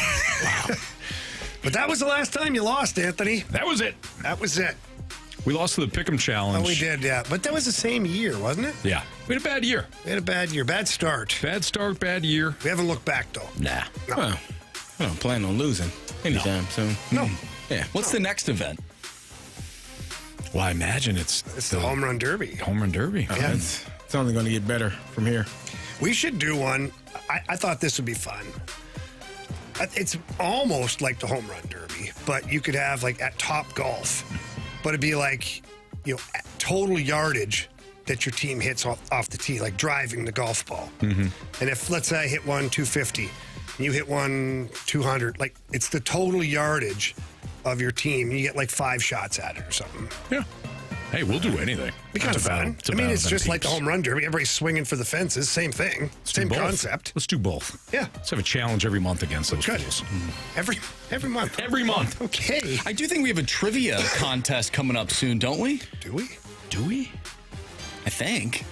I have no idea what you're talking about. I think we have. That's I not think good. we're going. Doesn't TMA have a trivia Yeah, contest? they have a trivia. I think night. we have Trivia one night? in April, I think. To do what? What? And Mike Ryder doesn't know what you're talking Did you just about. invent something? No! I'm concerned this isn't on your calendar. Mike Ryder just said he has no idea. In April. What is it? If Ryder doesn't I know. think It's the weekend of the Frozen Four, I think. He might be right. What? I think. But how does it Mike was, Ryder not know about it? I think it was sent to us in like October. You don't check your emails clearly. You won the award Well, for he that. did win the award, Well, it's yeah. because they reply all. I don't need Yeah. everybody's opinion on There you go. things. So you don't know. You don't know that. I don't know. I know that you don't know. You're lying. You don't know if you got an email or not. I said I think. Yeah, that's okay. Maybe it doesn't exist. Okay. Well, we can. We can Google Yeah. these things. We'll be or fine. Search these things. I'm going to go with Mike pretty Ryder. No, He's our rock star of the quarter. I'm going with Mike Ryder. He does know these things, but I'm pretty sure. Well earned, by the way. Because we were asked about our schedules. I said unavailable. Well, yeah, of course. You always say that. Not available. Kind of not available. But you're going to get paid. Let me check my calendar. That's typically how that works. I'm going to find it. Yeah, we'll figure it out. Let's move on to the 314. Are you sold that if the Blues miss the playoffs for the third straight year, that Doug Armstrong will trade a top 6 winger such as Jordan Kyrou or Pavel Buchnevich in the offseason? No, why would you do that? If you're trying to make the playoffs, you're trying to add those players. Why would you get rid of them? I mean, unless, of course, you're acquiring a better player, but most of the time, a team that has a better player is not going to trade 1-for-1 with a player that you deem to be not as good. I think Buch and Kyrou have to continue to play well. They're going to be pillars as far as your scoring and your team success is concerned. I think if they miss the playoffs for another year, then, Dalibor Dvorsky, Jimmy Snuggerud, maybe an off-season addition of a second-line center or a top winger for that Thomas Buchnevich line. I think you continue to add, not subtract. I found said email. And what did it say? September 3rd. I told you it was last year. It was so long ago. Yeah. September. I said October. But yeah. What does it say, Carey? Double checking to make sure that you can make this trivia event Riz Show versus 101 on April 5th. Sent from one Tommy Mattern. Okay. No idea. Details. Everyone gets a +1 for our event. Oh, there we go. Please respond and let me know. I don't ever think I ever responded. I know I didn't.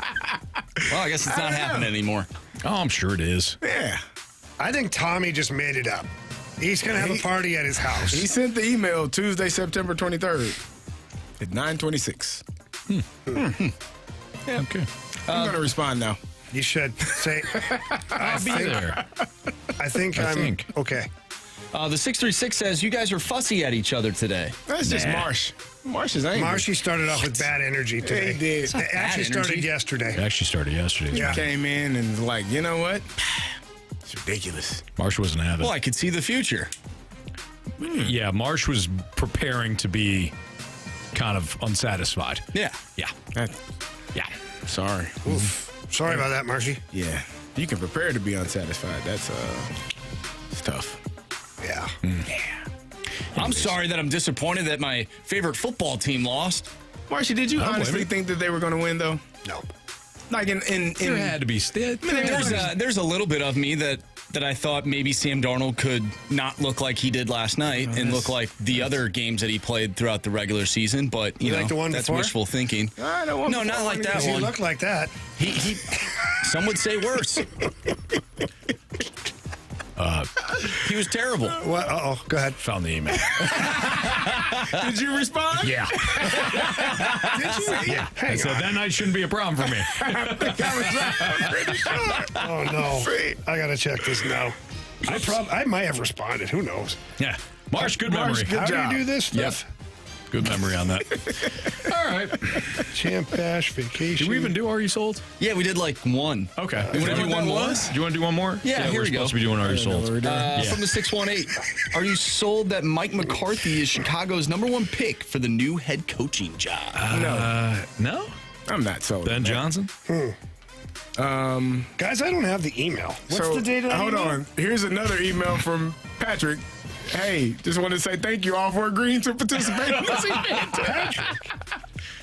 He's a sales guy. Patrick. Sales guy. Patrick. Oh, yeah. I thought you never. I don't have an email from. You definitely got an email. I don't. Jamie, your name is right here. Where? Actually, it might not be here. I don't think I'm on there. You might not be. Yeah, they probably knew. Don't even include Well, them. wait, maybe the Blues are out of town that week. Maybe that's why I'm not on it. Yeah, maybe. This one was from October. See, I know Yeah, but it. it's in April, right? The event is in April. Yeah. Yes. April what? That's the weekend of the Frozen Four. April 5th. I'll tell you right now. Let's see. Are you on this email? Yeah, the Blues are playing. That's why. There you go. Okay, there you go. See, I didn't lie, Carey. You didn't get the email. And I, somebody but you wasn't didn't. And I don't like you implying that I lied. You literally got an award for not checking your emails. You're gonna get the award. He's going to get the award next year for falsely accusing his showmate.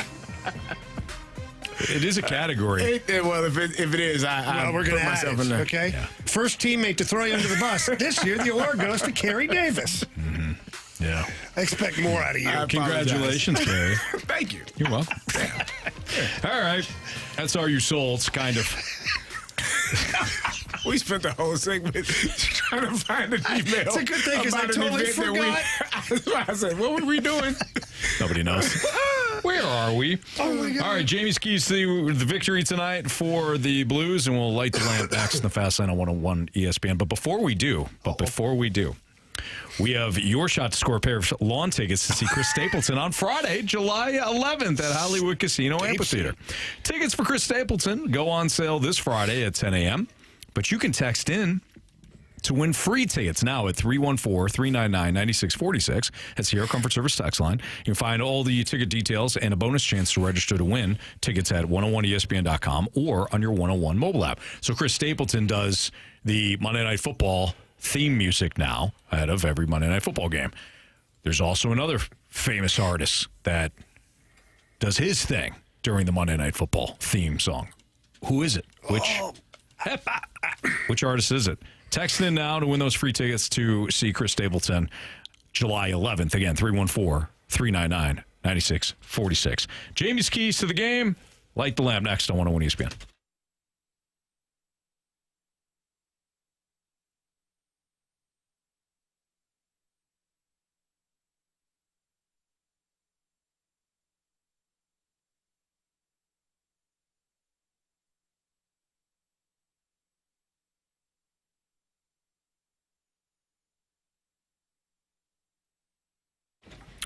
Jamie, when it comes to working with our guy Stewie from Stewart's American Mortgage Corporation, you're going to get somebody with that old school customer service feel, but somebody that's also been in the market for a long time.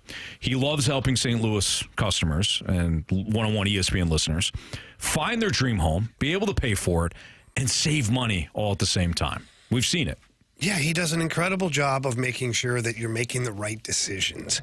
And you may get referred to another lender through your realtor and things like that. That's fine. Stewie understands that. Yeah. But he also asks that you give him an opportunity, get a second opinion from Stewie and his group over at Stewart's American Mortgage Corporation. I can vouch for them. They do an incredible job. There's nothing that they're not aware of, and they're there to help you through the entire process. And if you're looking to consolidate debt or you got credit card debt, Stewie knows what you're going through, and he's got programs for that. He's got great ideas.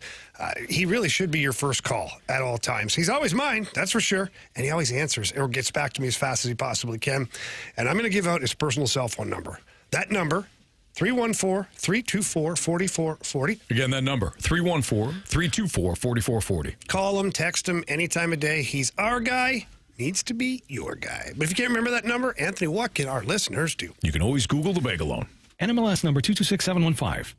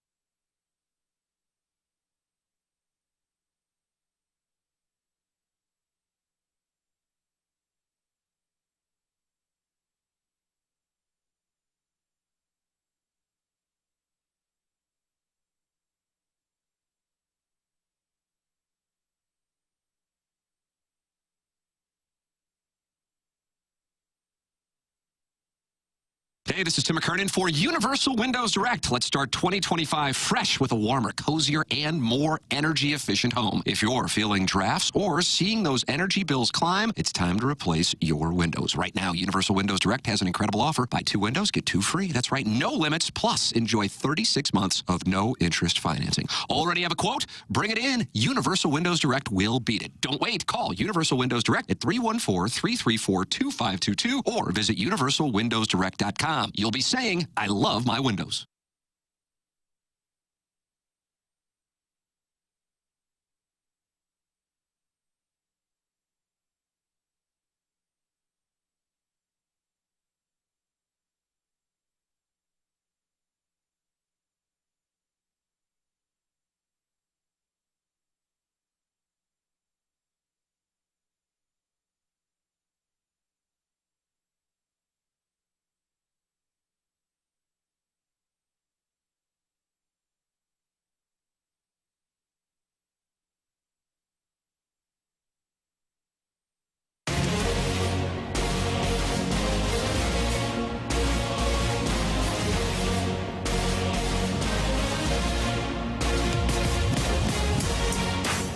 It's Fastlane on 101 ESPN. Tonight, we got the Blues and the Flames pregame starting at 6 o'clock right here on 101 ESPN. The puck will drop at 7 o'clock. And before Jamie gets out of here, goes downtown for a little FanDuel Sports Network coverage, he's got your keys to the game tonight. Yeah, we'll keep it brief because we're up against it here. Our Are You Sold went long with a completely different conversation.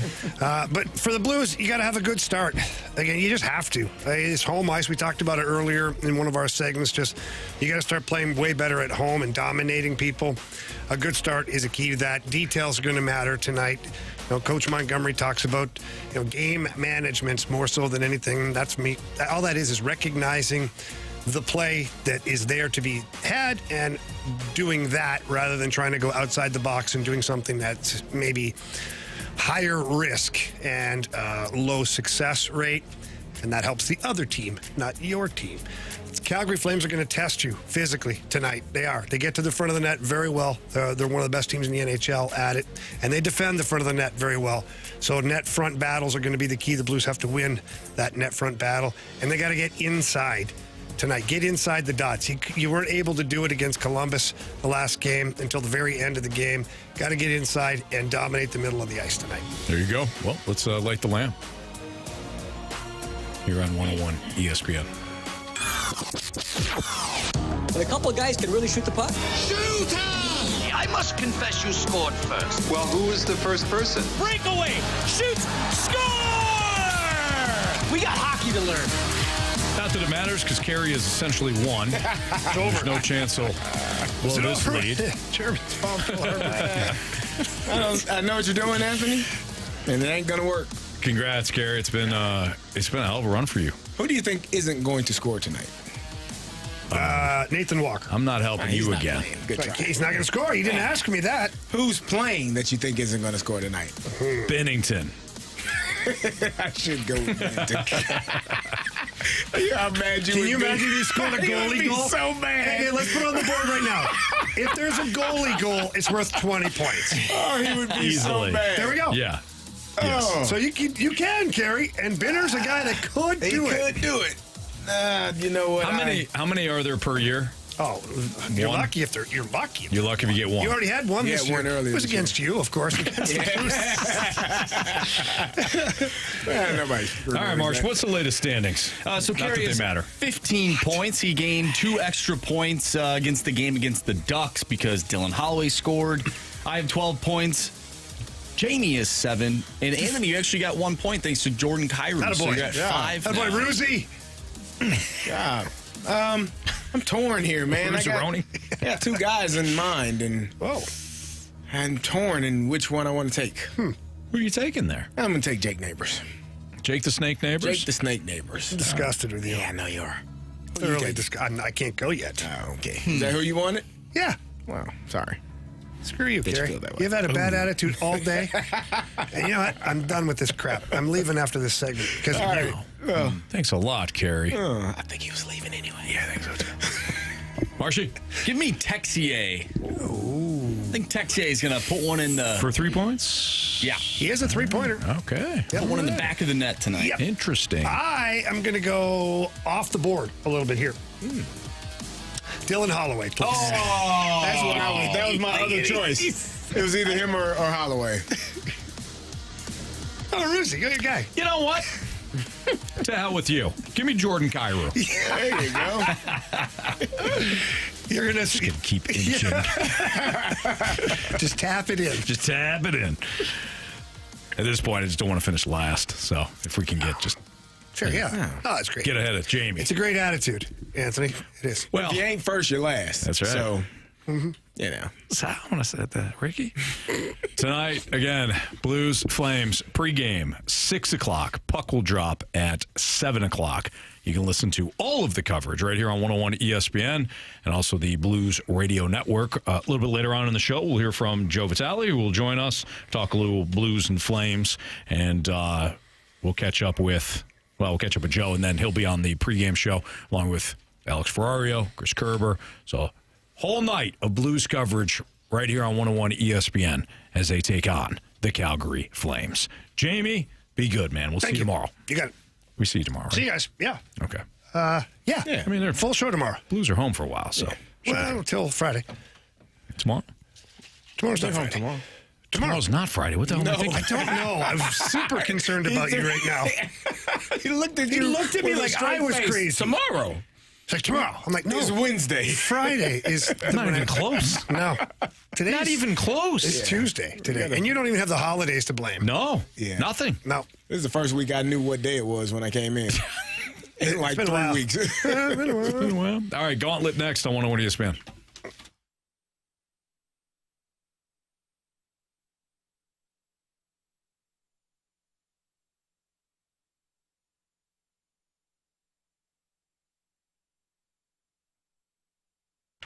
Love playing underdog fantasy. Last night, Matthew Stafford didn't get me my attempts because Andrew Marsh's Vikings decided to give him the Rams a defensive touchdown. But nonetheless, it was fun playing underdog fantasy. And when it comes to underdog, you could pick higher or lower on a certain player's stats. You don't even have to stick with just football. They've got NHL. They've got college basketball, college football for the national championship. They've got NBA. You can mix and match. Maybe you like an NBA player tonight, but you like, Travis Kelce to go over 5.5 receptions or higher than 5.5 receptions. You could build your picks any way you want. You can do 3 or 4, and you can cash in big at underdog. If you decide to play underdog, they're the only platform that puts the power to cash out in your hands. And now you can either keep riding with your entry or tap the win now button to cash out whenever you want. And here's one of the coolest features. They've got their underdog rescues feature, which if in the first quarter or the first period of a game, one of your players that you pick to go either higher or lower gets injured, guess what? They get your entry fee back, and they give you a promo with that as well. I haven't seen so many promos from any site like I do Underdog Fantasy. So Underdog is the best place to play champions. Download the app, sign up with my promo code Anthony, and deposit now to get up to $1,000 in bonus cash instantly. That's promo code Anthony. Must be 18 or older and present in a state where Underdog Fantasy operates. Terms apply. Concerned with your play, call 1-800-GAMBLER or visit www.ncpgambling.org.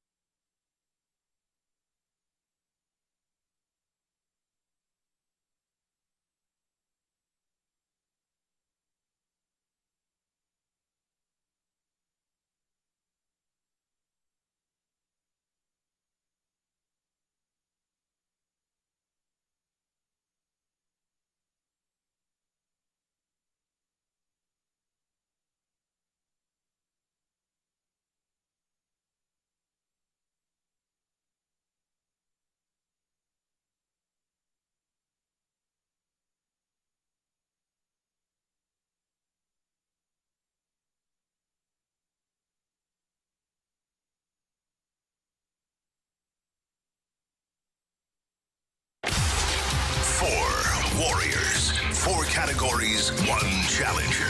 Can you survive the gauntlet? Brought to you by Blue Note Roofing. Roofing, siding, and gutters. Visit BlueNoteRoofingSTL.com for a free inspection.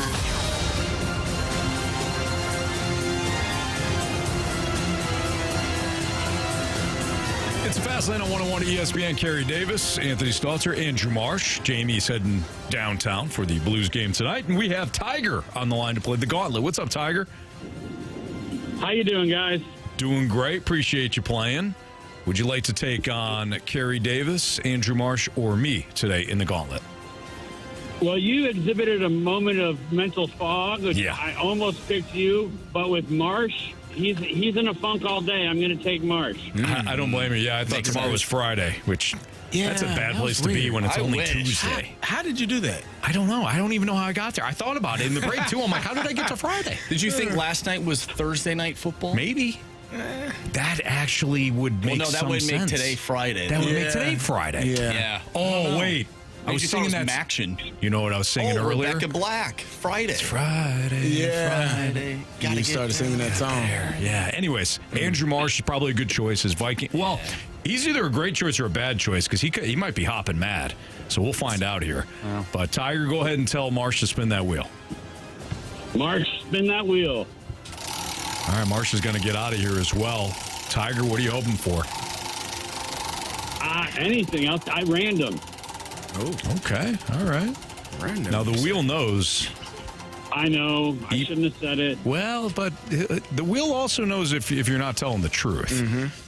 Because I don't know anybody that really wants random. So the wheel is done. Yeah, the wheel is done spinning, Tiger. So you could be honest now.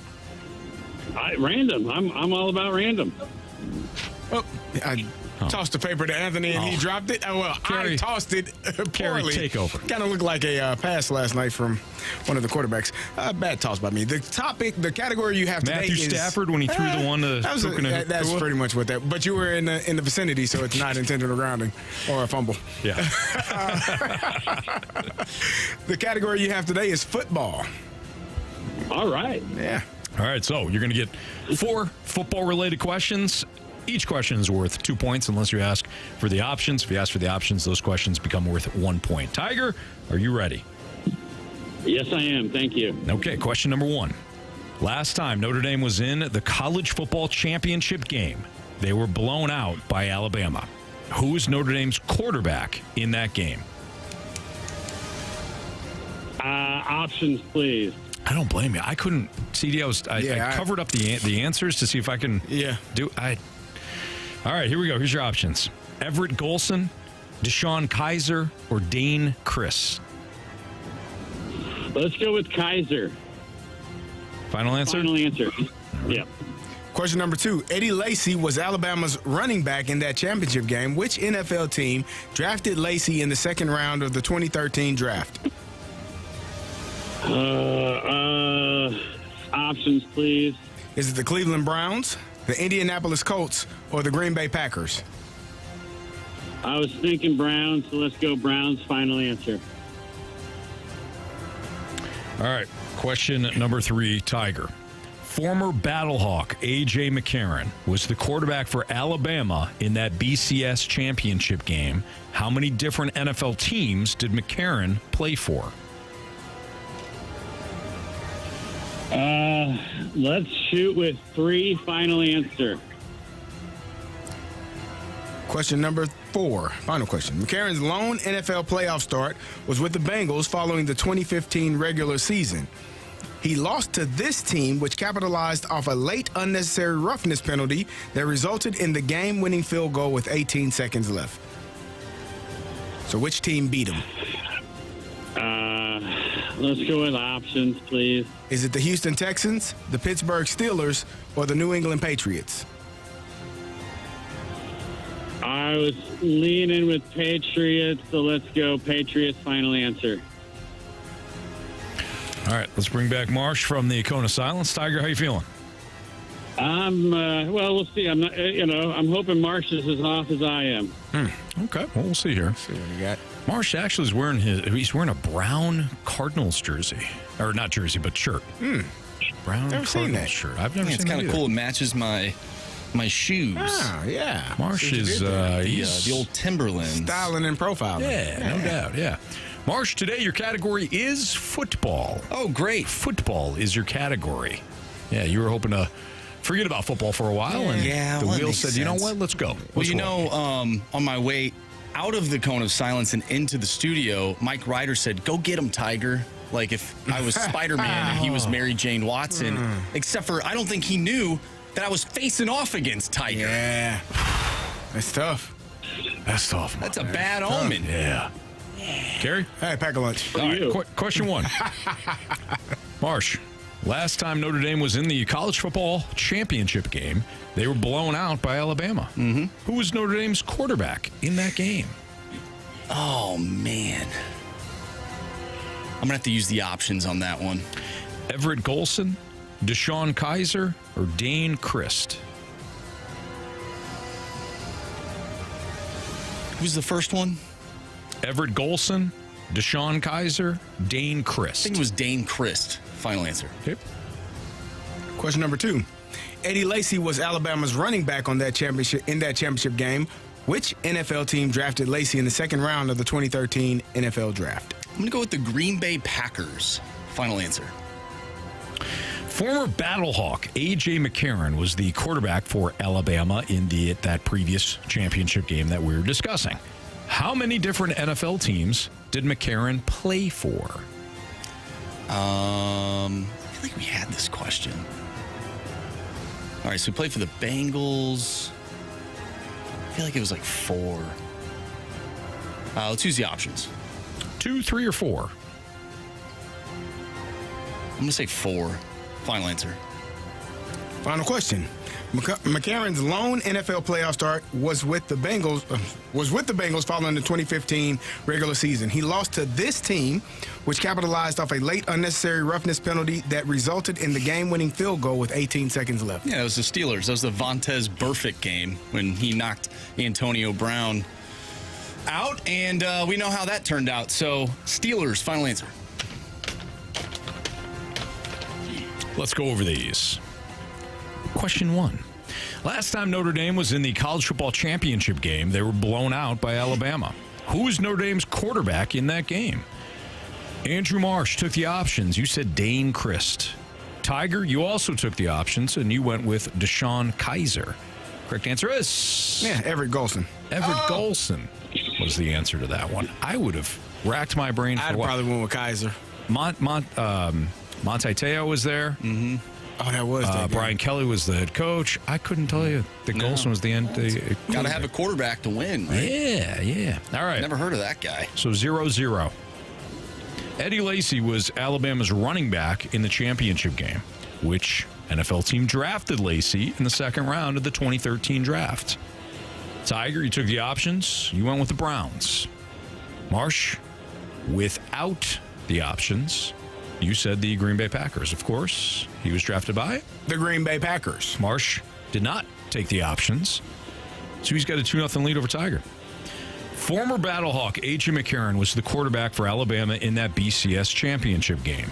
How many different NFL teams did McCarron play for? Marsh, with the options, you said 4. Tiger, you said 3. Correct answer is... It is 3. And Tiger did not use the options. So we have a 2-2 tie. Now this that question must have been for like kind of the letter of the law there. Which teams did he actually take snaps for? Yeah. Because he was with the Falcons. He shredded his ACL. But that was preseason. So he didn't count. It doesn't count. And he also was with the Houston Texans. No, the Buffalo Bills. Like practice squad. Yeah, we don't count. But that doesn't count either. So it was Bengals. But I'm just saying, Bengals, Texans, and Raiders is how we got to the 3. So 2-2 tie. Tiger and Marsh comes down to this. McCarron's lone NFL playoff start was with the Bengals following the 2015 regular season. He lost to this team, which capitalized off of a late unnecessary roughness penalty that resulted in the game-winning field goal with 18 seconds left. Tiger took the options. He went with the New England Patriots.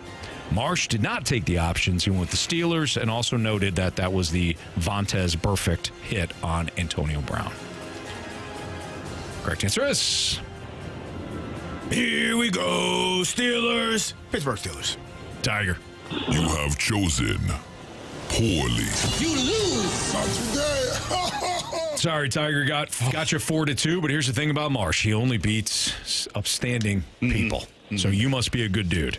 Really good guys. Really good guy. He needed the win. I did. I needed that. I needed it. You kind of had a sigh of relief there, Tiger. You gave that to Marsh today. Yeah, I did. Nice job. The Rams gave it to him last night, and you gave it to him today. Yeah. So that's real nice. Nice job. Thanks for listening. Guys. Yeah, Thanks, Tiger. Appreciate it. Yeah. Marsh. Have a good one. You too. Right.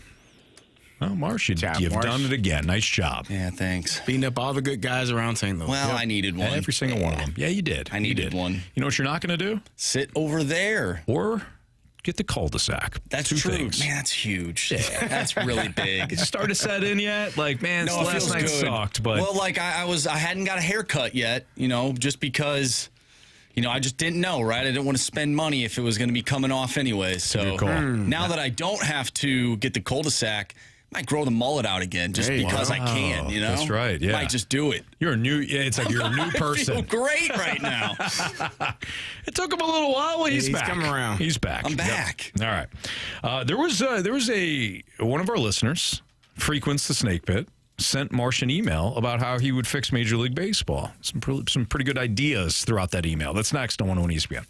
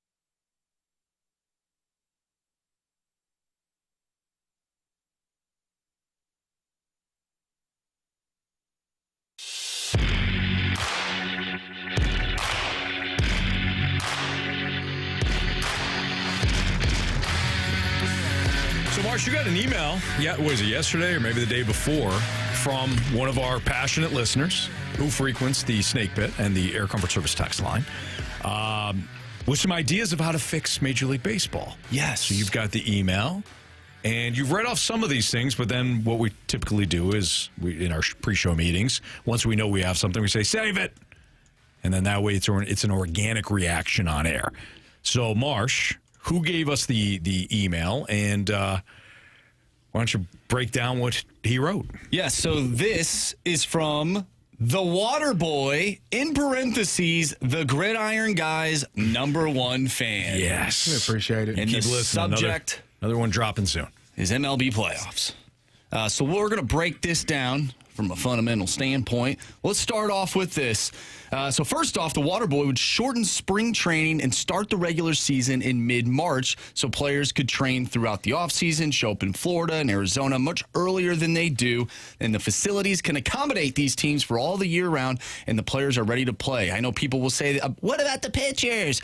But you can start the process of building up their arms earlier. Starting the games in mid-March would have issues for cold weather teams, perhaps, but with some careful scheduling, I'm sure they could get around that. So that's the first part of that. Yeah, and we're just going to do some quick hitting thoughts. First of all, Waterboy, thank you. This is great. We appreciate it. Anybody that's got kind of fun suggestions like this will certainly entertain bringing it into the show. But Carey, my first reaction is, I got no problem with it. You probably will have to, and he touched upon it, you probably will have to do some warm weather cities to start off with. Like, it's tough to play in Minnesota and Chicago. And even St. Louis in March. The problem I would have with that is if those teams are on the road that much to start the season, that means they're at home probably later in the season. Yes. Which is kind of an unfair advantage in both directions, right? You're starting out on the road to start the season off. Maybe you're not really ready to roll.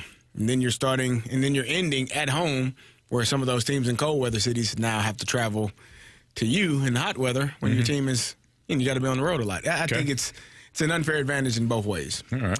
Second, move the trade deadline to the Thursday after the All-Star game. Leave the All-Star game at early July or mid-July, but bump up the deadline. This allows for more coverage over the break. That whole week sucks because there are no games happening and not many sports happening. Monday, Home Run Derby. Tuesday, All-Star game. Wednesday and Thursday, trade deadline coverage. Friday, all the traded players will be with their new teams. Somebody that has endured doing sports radio many a times during that week. Sign me up. You don't want to, great idea. The nothingness that's happening that week. No, or do flashback week or whatever. No. So I think Waterboy, you are our Gridiron Guys #1 fan, and we do really appreciate the email and all the thoughts. I'm going to have to go against this one as well. What the hell, man? Well, here's the thing. What's the problem? You push the trade deadline back further because that gives more teams the understanding of whether or not they are truly in. Like, you give a chance, you move it back just a little bit further. If you don't know, that's your problem. Okay. If you don't know if you're in, that's a you problem. Well, it defines it. If the trade deadline was moved back a little bit further, you think the Cardinals would have realized, we're not in it. Probably should trade Nolan Arenado and get something for him so we don't have to wait till the offseason and get nothing for him. Here's the problem with the Cardinals. They're delusional. Nice guys, but they're delusional. You're crazy, man. I like you, but you're crazy. I love that idea, Waterboy. Don't listen to CD. Yeah, right. You know what? No Gridiron Guys podcast this week. We're not seeing eye to eye on this. I don't know how we can do a podcast. All right. Third, the regular season ends mid-September, then the playoffs start, and I would like to change that as well. I would take kind of what the NHL does with the playoffs and put it into Major League Baseball. The teams would also not be looking at their win-loss record, but how many points they get. 2 points for a win, 1 point for an extra innings loss, and 0 points for a loss in a regular 9-inning game. The extra innings are a joke now with the Ghost Runner, but the NHL has 3-on-3 and OT. Kind of the same thinking with the point system. Yeah, I don't mind that. I don't mind that. I'm not opposed. I'm not against it. I'm not for it. You should get nothing if you lose. That's what Same they said. thing in hockey. No, you said you get points. You get 1 point for an extra overtime inning loss. Extra inning loss. You're telling me you want to award somebody something and they lost? No, that's no way. That's better than you get nothing. I'll tell you what, it's better than calling a tie. I'd rather see a tie. No, you wouldn't. Nah, tie it up. Don't you dare. Tie it up. No. Do it like Little League. You play the game to win or lose. Nope. or get 1 point. No points for the loser. You don't work, you don't eat. You didn't win, you don't get to eat. You don't get to celebrate. We got a point. We survived. Look at us, huh? We didn't lose. I mean, we did, but we still got awarded for it. NHL does it. My point exactly. Wow. Oh, yeah. Whoa. We're going to move on. We're going to move on points to for losers? Huh? What, he finished dead last? Yeah. Nice day. All right, we're going to move on to... You should lose a point for a loss, MD 2020. Final point here that I'm sure Carey won't like either. Yeah, you've crapped all over this. And Waterboy, I'm sorry on behalf of the Fast Lane. And the Gridiron Guys podcast. Yeah, which honestly, at this point, we may not do ever again. This is it. This was the thing that it was one thing that finally we brought enjoyed it too. Yeah.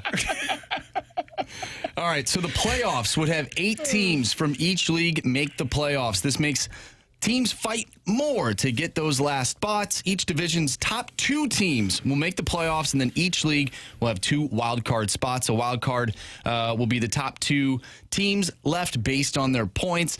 The 2 division leaders with the most points will get to host those 2 wild card teams. The division rounds will be best of 3, and then the next round's best of 5, so on and so forth, making the home field advantage that much more important. The league championship and World Series will be a best of 7, of course. The 3 games at the higher point teams, and then the 3 at the lower point teams in the last game, if needed, back at the higher point, making it more of an emphasis to win in the regular season. There is a breakdown with the point system of what last year would have looked like. This is what the playoffs would have looked like. American League, New York Yankees versus the Minnesota Twins, Cleveland Guardians versus the Kansas City Royals, the Baltimore Orioles against the Seattle Mariners, and the Houston Astros against the Detroit Tigers. So there's, one team in there that would have been different? The matchups are a little different, but Seattle's in. So there's no first round bye? No first round bye. Oh, hell no, son. Take me out. No. However, Carey, the National League playoffs with this new point system, Dodgers versus Braves, Phillies versus the Diamondbacks, the San Diego Padres against the New York Mets, and the Milwaukee Brewers against your St. Louis Cardinals. Oh, boy. That Cardinals team makes the playoffs in this system. Now we realize how we got here. Yeah. Super biased, it sounds like, and I'll take it. Although, if you made the playoffs, maybe Mo gets a 10-year extension. I don't like this. I don't like this system at all. I'm with Carey. Waterboy, very creative. I like it. Ultimately, I think what. And there's a lot of really good ideas. I think the one big one that I like is the trade deadline. You got nothing during that week, and baseball decides not to capitalize on it. It's like they're 1 week. NFL can't touch you. But baseball's like, nah, we'll just have the home run derby and the All-Star game. No, have the trade deadline. I like that. Why don't you have a minor league all-star game and do just who the hell's watching that? Yeah, you never know. Put the top 100 game. Yeah, well, put that on there. Waterboy said I had my red glasses on. Well, he said glasses, but I think he meant glasses. I had my red glasses on when I wrote this email. Mm-hmm. So what Waterboy did. Found a way to get the Cardinals in the playoffs. That man's a genius. All right. We sit here all the time. We're talking about how do the Cardinals fix pitching? How do they fix pitching? What do they need to spend? What do they need to do? Waterboy goes, the whole playoff scenario. Don't worry. I got the math on this. I'll get him in. Oh. Waterboy did something the Cardinals couldn't even do last year. He got the Cardinals in the playoffs. So, Waterboy. Well done. Nice job. But seriously, creative ideas. Good stuff there, Waterboy. Appreciate you. Thanks for listening. And thanks for sending the email. Fun stuff, man. All right. It's the Fast Lane on 101 ESPN. What's trending is next.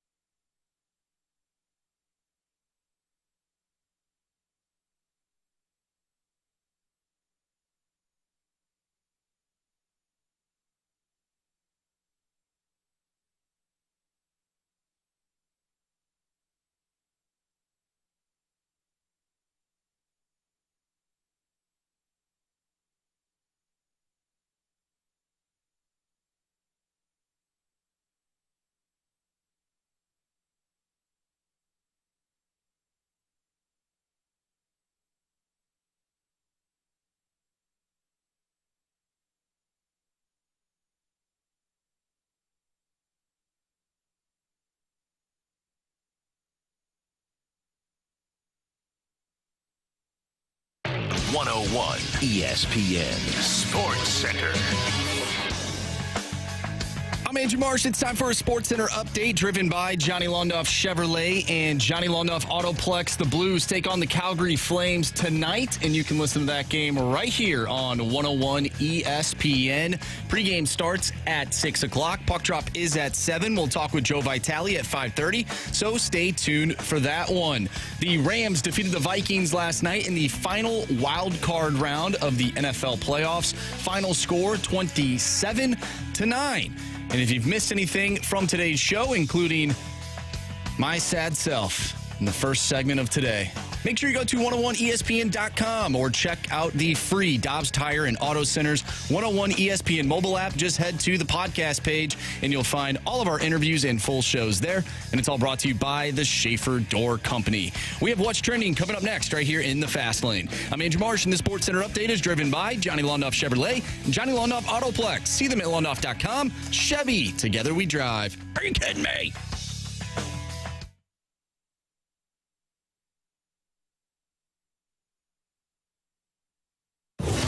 What are the hot topics in the sports world? What in the wide, wide world of sports is going on here? Here's what's trending.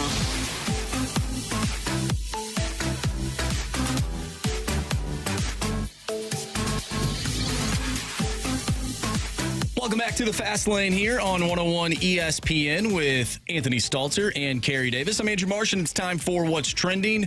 Gentlemen, we know that Mike McCarthy will no longer be the head coach of the Dallas Cowboys. However, Jerry Jones has been speaking with a certain former Cowboy who is a current coach in college football. Who's that, Marshy? Prime. And not Optimus Prime. No. Dion Prime. Dion Primetime Sanders. Yeah. A lot of people are shooting this idea down, Carey. Mm-hmm. I will say this about Jerry Jones. He typically wants guys that will just be yes men. Really. So that nobody pushes back. He could do his thing. He run the organization how he wants to run it. Right. And he gets no pushback on it. If he wants to make a move or be the headliner, fine. That's why Mike McCarthy, quite frankly, was perfect. I think that's also why Mike McCarthy said, I'm not going back. Maybe. Yeah, maybe. Both Jason Garrett, same idea. Like, Jason Garrett wasn't going to say anything. Ever. I wonder, though, if Jerry looks around and he sees that stadium, and granted they were losing toward the end because Dak got hurt and all that, but there's a little bit of apathy maybe setting in for Jerry. And unlike the Cardinals, they don't recognize, he's jumping on the apathy before it gets out of control.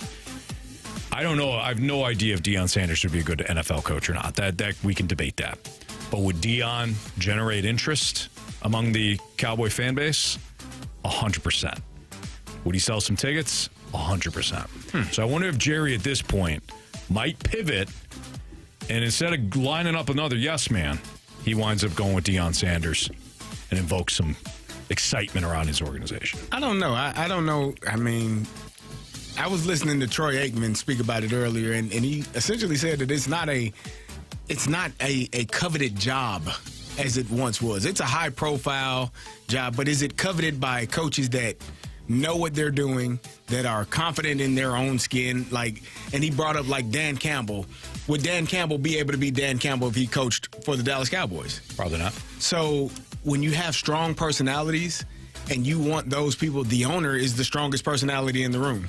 And he's going to be the guy that is in front of the cameras. He's going to be the guy that is probably talking to the team. He's doing everything. So if you are a coach that has a strong personality and not really a yes man and just do whatever you're told, I think that's going to be a tough thing for a coach to kind of sign up for. Especially Deion is already coaching. It's not like he's just getting into football, right? Or it's not like, it's not his first opportunity. He's coaching at a program where they were a game or two away from being in the college football playoffs. He has turned that program around very quickly. And so do you want to go from being the man to being the man under the man, right? So I don't know if that's really how it's going to work out. And then you have a whole What are you doing with the quarterback? What are you doing with Dak? Are you trying to get your son drafted there? How does all of that take place? I think there's a lot more questions than answers. And I would say, if I'm Deion, he's done a great job of recruiting this offseason. Got a couple of quarterbacks that are coming in to hopefully replace Shador. He looks like he's probably staying in Colorado. We'll find out. Guys, sorry, Marsh, who does take over that job then? Oh, man. I don't know. Like, I don't know who wants that job. Like, what coach, who's available? Do you want a defensive-minded coach? Ben Johnson, Aaron Glenn, Cliff Kingsbury. I hate that Bill Cliff Belichick. Kingsbury. Yeah, I don't think Bill is leaving North Carolina. I don't want to seem like a Cliff Kingsbury hater, but he had a shot. I think he's really good as a play caller.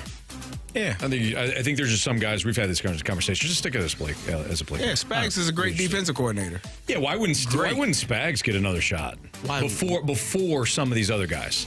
Why would he? Oh, I don't know. He is okay, but that was one shot, right? You only get one shot. Not miss your chance to blow. Mm-hmm. You only get one time. How did Gerard Mayo do? Once in a lifetime, yo. No, hold on. We had this discussion yesterday, and you're like, did he have a shot, Gerard Mayo? Spags was here how many years? 4 years? Nah, 3. You think somebody needs to see that again? Last time I checked, all I'm saying is Spags should get a call before some of these other guys. Well, and have we not seen what he's done with the Kansas City Chiefs defense? Yeah, let him call defense. Hell, I'm gonna sign him up to be the head coach for Let Gerard Mayo be a linebacker coach. I mean, let's. Mayo got 16 games. Spags was coaching 16 too many. Let's not forget that this Rams team, when here in St. Louis, we're not trying to win. Now, what evidence do you have on that? Oh, Anthony. Besides all the evidence that is there. 1-15, 7-9, 2-14. 7-9. I think they almost made the playoffs that year. Right? Oh, my gosh. Was that the year that they lost on Sunday Night Football to the Seahawks? Yeah, who was the quarterback? Charlie Whitehurst? Oh, yeah, they lost to Charlie Whitehurst, but Bradford was They were 7-9. Seattle won the division at 7-9. And then that was the earthquake game, the Marshawn Lynch Beast Mode game. The following week against the New Orleans Saints. They lost to the Seahawks in Seattle, 16-6. It was the last important Rams game that we ever watched here in St. Louis. And Spags did. For sure. You want him to have another job.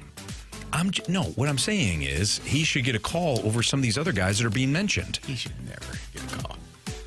Yeah, he should get a call if I need a defensive coordinator. If Deion needs a D coordinator, call Spags. That's it. That's it. No Gridiron Guys podcast this week. Maybe next week either, with your attitude. Maybe one of the guys that could get a call would be Marcus Freeman of the Notre Dame Fighting Irish, depending on how the Irish do next Monday night. We talk a lot about culture, and there's really no question that Marcus Freeman has developed the culture at Notre Dame. Is he also proving that culture still matters in college football, given all that is surrounding some of the athletes now? That's next on 101 ESPN.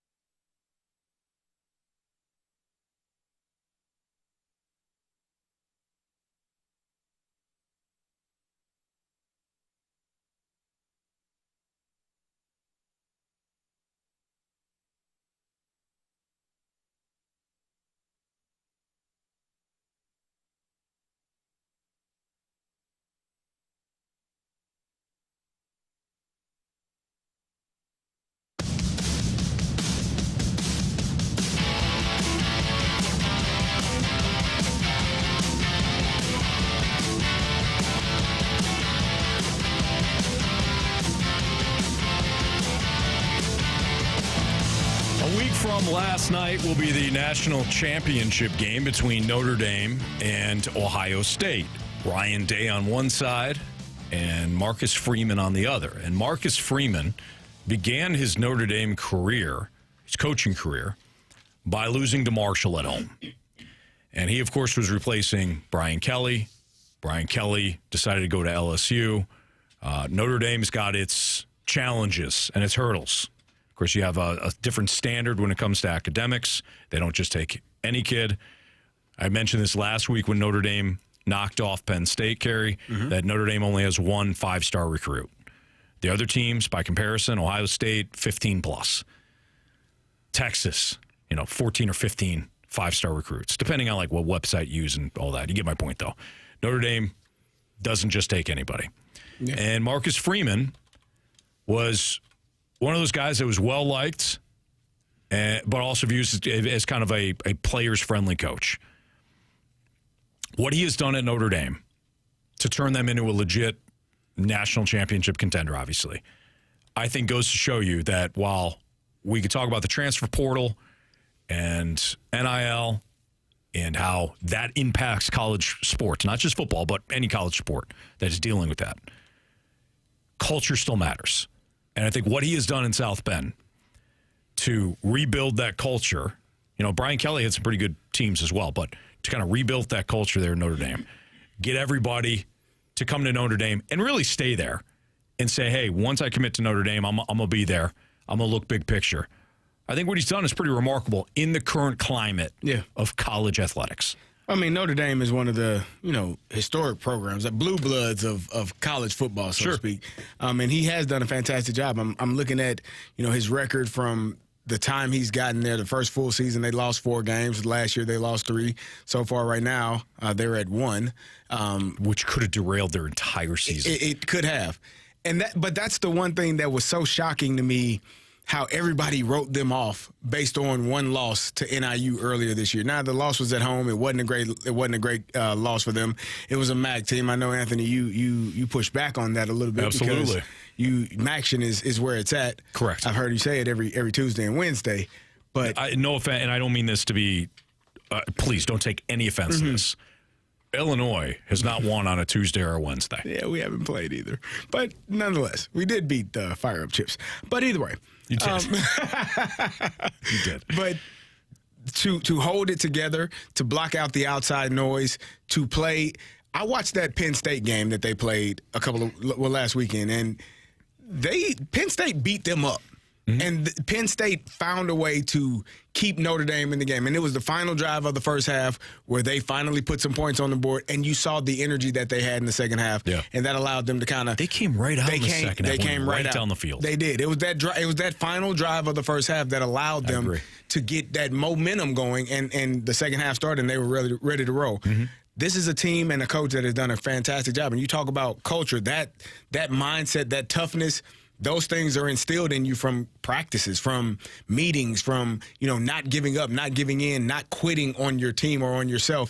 And so I think he's done a fantastic job. I do think they're going to be overmatched on Monday of next week. I think it's going to be a tough game for Notre Dame to win. But I think Marcus Freeman has done a fantastic job since he's been there. And like you said, I remember when he got hired, how excited the players were that he was going to be the new head coach.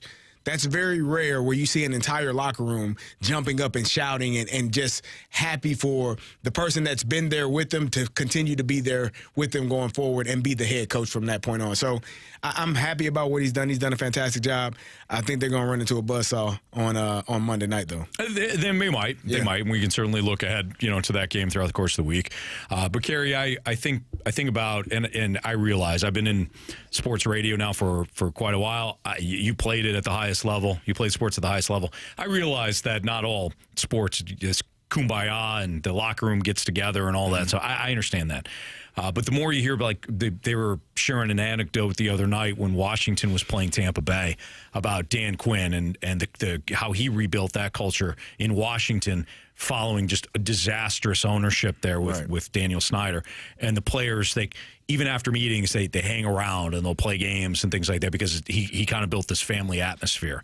You hear about Marcus Freeman and what he's done. Obviously, what Dan Campbell has done in Detroit. Mm-hmm.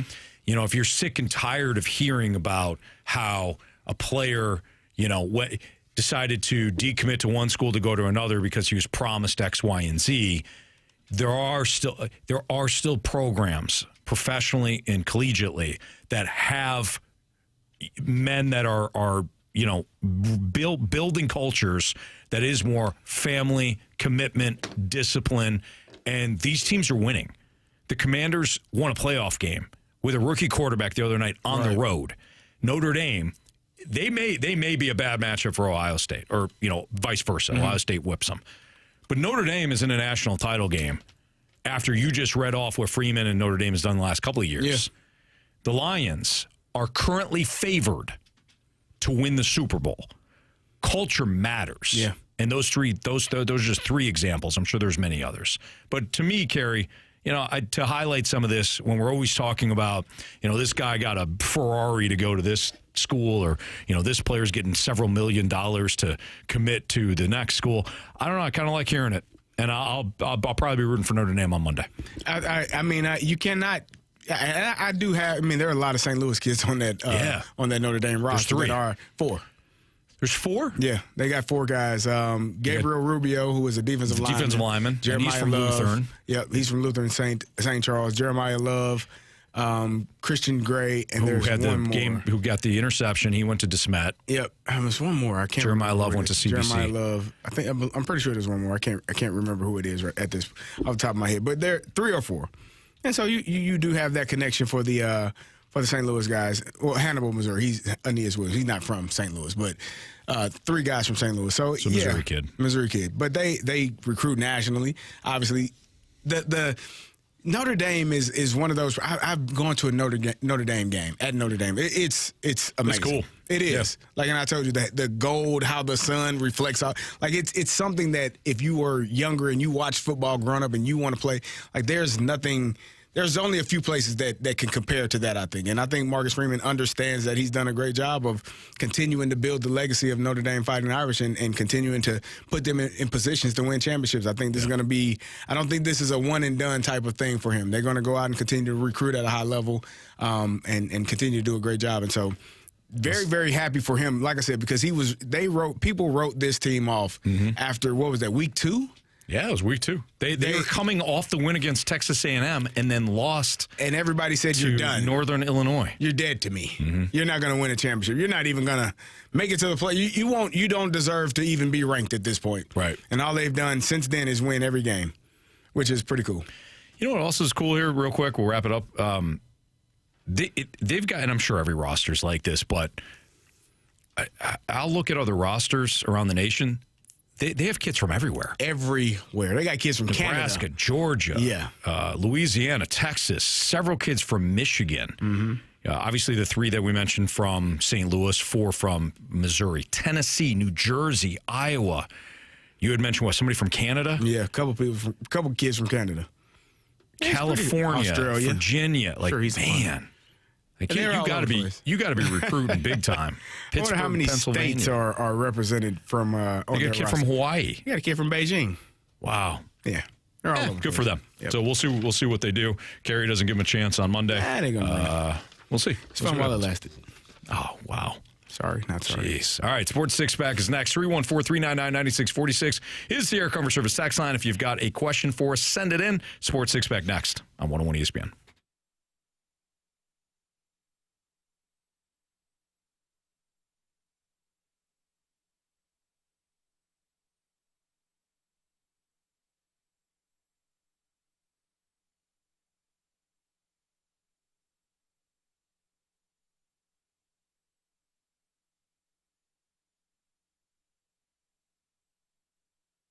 Hey, it's Carey Davis, and if you're tired of that cold air seeping in through the winter months, you need to call my good friends over at Window Nation. They are offering 50% off of all window styles.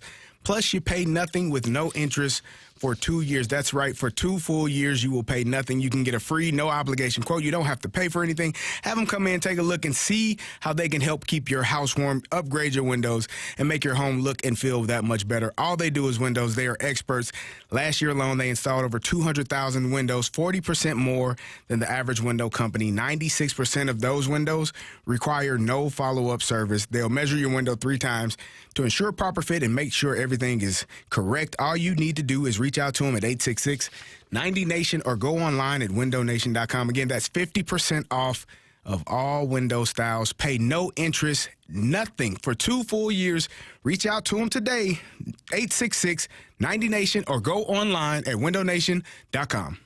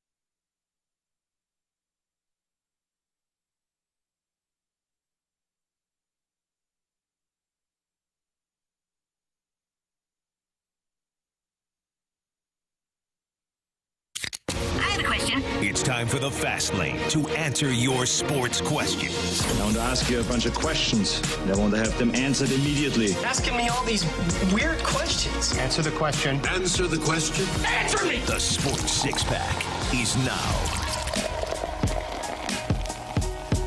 5:02, your time check, brought to you by Clarkson Jewelers, an officially licensed Rolex jeweler with Carey Davis and Andrew Marsh. I'm Anthony Stalter. Time for the Sports Six-Pack, 314-399-9646. That's the Air Comfort Service text line if you want to send us any questions while there's still time. Let's hear question 1, please. Question number 1. From the 314, which player is under more pressure to win this weekend? Lamar Jackson, Josh Allen, or Jalen Hurts? Oh. Well, I guess, man. I can't say Jalen Hurts because he's already been to a Super Bowl. I mean, I know he's not playing at Anthony's level of elite play that you'd like to see. You hate that guy. I don't hate him. You don't like him. Yes, I do. He stinks. Or was that Jamie that said that? Probably Jamie. It might have been. I actually love Jalen Hurts. I have rooted for Jalen Hurts ever since he was the first player on the field after Alabama won the national championship that he was benched. Yeah. When he was benched at halftime, and he was the first kid off the field to congratulate Tua.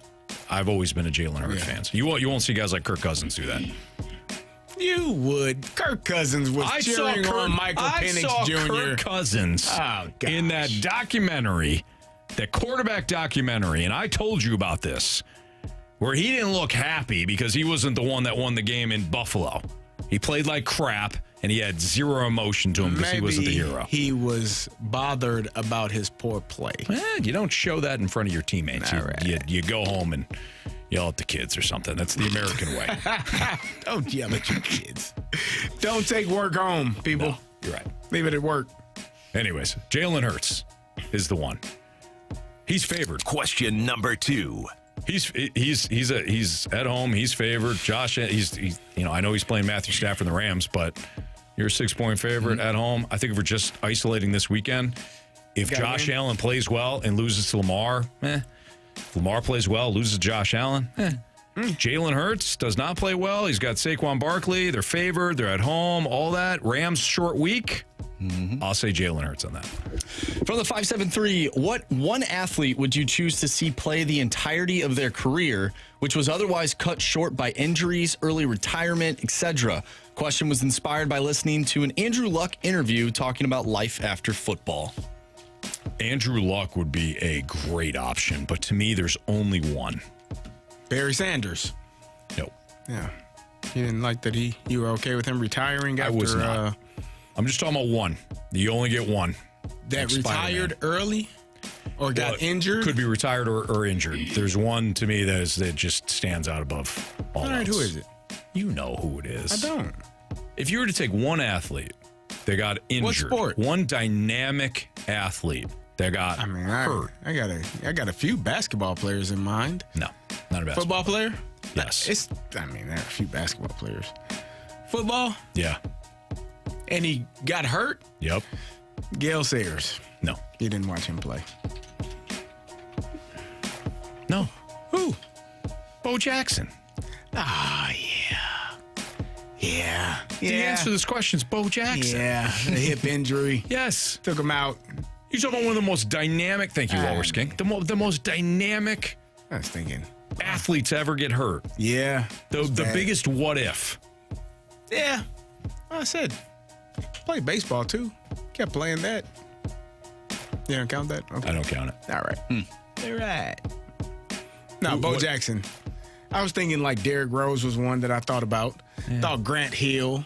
Yeah. Brandon Roy in the NBA was a spectacular basketball. Pronounced Waugh, and Patrick Waugh had a tremendous career. No. That's it's his cousin. He's talking about Brandon. Brandon Roy Higbee? Yeah. No. That's Tyler Higbee. Oh. Okay. Roy Hibbert. Indiana Pacers lore. Okay. For me, it's Bo Jackson, but close second would probably be Andrew Luck. Like Andrew Luck, I think was in that mix to be one of the top guys. I wouldn't say like best ever, no. Just one of the top dudes. Yeah, they ruined him. They ruined him. They did. Do you remember watching Andrew Luck play? Yeah, Anthony, I'm not that young. But you were a young guy. You were a young guy, so I'm just saying. Stanford. Just incredible. Yeah, he was great. Okay. And then he stopped playing. Yeah, because he didn't know if he was going to be able to walk. Or if his spleen was going to, burst. Yeah. Yep. Yeah, I think they already lacerated one time. Yeah. And then they booed him off the field. You remember that? Booed him. The Colts fans. I don't recall that. In his preseason game. I think it was a preseason game. He came off the field. It was a bad performance, I guess. And then they booed him off the field, and then he retired. Oh, then Colts fans deserve everything they got then after that. I could be misremembering. Yeah, I don't Roger recall Clemens that. style? Roger Clemens style. But I think I'm right on this one. You might be. Yeah. All right. Question number 3. All right, this one comes from FedEx Colton. Boys, I love your advice on this. I'm the captain of a beer league hockey team, but I play goalie, so I don't always know what's going on the bench. Lately, my teammates have been at each other's throats. Mainly two culprits. One guy is very competitive and tends to run his mouth to his teammates a bit more than he should probably. I pulled a couple of the longer tenured guys aside to ask their opinions of what's going on, and all they say, the morale is down because of the constant criticism. We are ultimately there just to have fun. How do I address this issue? I don't like removing guys from a team, especially in a beer league, but it's affecting others on the team and their ability to have fun. This isn't easy at all. I don't envy your spot, but you sound like you're a leader and you're asking for advice, which I think is great too, because leaders need advice as well. I think you got to remove the one guy that's the problem. I agree. I don't care how talented he is. I don't care how difficult the conversation is. If you've given him the appropriate amount of chances, like if you've talked to him and say, hey, listen, man, like have him out for a beer. Hey, guys ain't having fun. This isn't fun. It's supposed to be fun. Like if you've had that conversation already and he continues to do it, you cut him like a dead limb. Oh, wow. That kind of made a severe left turn. I mean, you can just have a beer with him and say, hey, brother, this isn't going to work out. We're just here for fun. Right. We don't need all the bickering and arguing. And if you can't change, cut him like a dead limb. I said after you have that conversation. Yeah. If he continues, so like if you've had the conversation, and he continues to act up that way, you cut him like a dead limb. Okay. Well, and it's not going to be an easy conversation. If the guy's a huge Soli, like it's probably not going to be an easy conversation. But where has Huge Soli been? I saw him earlier. Actually, he chimed in earlier. I haven't seen him in a while. Yeah. So that's just my thought process on it. Yeah, I do agree. You got to get rid of the person if they're unwilling to understand that. We're here to have fun. We got things in our lives that are real hard. And if you are spending 2 or 3 hours a week or a night or however many times, a couple nights a week, trying to enjoy yourself and have fun and have a beer and enjoy the recreational aspect of it, and you got a guy that is super, just making it not a good space being for a turd everybody. bucket. Yeah. Turd bucket. Go away. Go somewhere else. Go play on the other team. Let's make a trade. Make a trade. Yeah, you can try to trade him. Yeah. Trade him in beer league? Sure. Do they fight in beer league? No, you're not supposed to. You're not supposed to be physical in beer Drop league. the gloves. Like I said, you're not supposed to. So it does happen. Absolutely. Waterboy's got a good thought. Invite Rivers to join the team. Yeah. Well, one night only. Just make sure you're playing. At a rink that he can go to. Very true. He's been kicked out of several. Has he been removed from some? At least one. Really? Yeah. That was a long time ago, though. Yeah, I'm sure they forgot about him. Yeah. Question number 4. From the 636, I think this is funny. I was just having this conversation the other day. Me and my wife are expecting our first child. Oh, congratulations. Yeah. My mother-in-law has already insisted on a name for herself, Mimi. And I said, you will be what the baby calls you. And she gets all bent out of shape. Aren't nicknames supposed to be earned and not assigned? Yeah, I don't know that. Both of the grandfathers were like, whatever the young child calls us, we'll go with that. So I think if she wants to be Mimi, probably going to wind up being Mimi at some point. Because here's the thing. You're going to ask for a lot of help. And Mimi is going to be the one that's You're helping. going to need some nights off. Okay? So when Mimi is with that child, she'll be going over, call me Mimi, call me Mimi. I think either way, you're probably gonna have to defer here. And I think there are some things you pick fights over, and then there are some things you don't. Well said, Carey. Like I don't think this is think this is something you need to pick a fight over. I'm with you. I guess your first child. Hopefully everything is he or she is healthy and happy, and the mother is healthy and happy, and the grandmother is going to, as you said, be there to assist in many ways. I remember my first child. I had my daughter when I was a senior in college, and I remember I was on Christmas break. She was probably a month because she was born November 21st. I don't know. November 21st. So we were home for Christmas break, and I remember it had to be New Year's Eve. My daughter cried, and I'm not exaggerating, Anthony. She cried from like 8 p.m. From about 5 p.m. to about 2 o'clock in the morning. Yeah. Non-stop crying. Been there. I fed, I changed, I soothed, I took her for a ride. Hours upon hours. My mother was coming in from New Year's Eve about 1:30. I was at her house. I was in college. I was there. And I almost cried when she came in too. Thank you, Mom. Help me. Yep. Mom took her. My daughter stopped crying. I don't know what she did, but I was better for it. Yeah. I went to bed. Yep. Because 6 hours, 8 hours of nonstop crying, we're both crying at this point. Yeah, man. I don't know what I've done. But the grandmother, my mother, grabbed her, held her, laid down, went to bed. Everything was right. So be careful. Yep. Enjoy. Appreciate the grandmother. And if she wants to be called Mimi, damn it, let that child call her Mimi. I'm with you. Yeah. I can't remember if it was, I'm pretty sure, yeah, actually, you know, it was Madeline. So my daughter, same deal. It was one day. It was nonstop. And at one point, because I think Kristen went to lay down, so it was me. At one point, I just put her in the crib. I closed the door. She was crying. I sat down the steps, and I contemplated throwing myself down the steps. But then I thought I'll probably just break my neck. Yeah. And then my wife would kill me because, you know, I'd be useless to her. There you go. So I thought, you know what? Why don't we just take a break here? And I went back in there.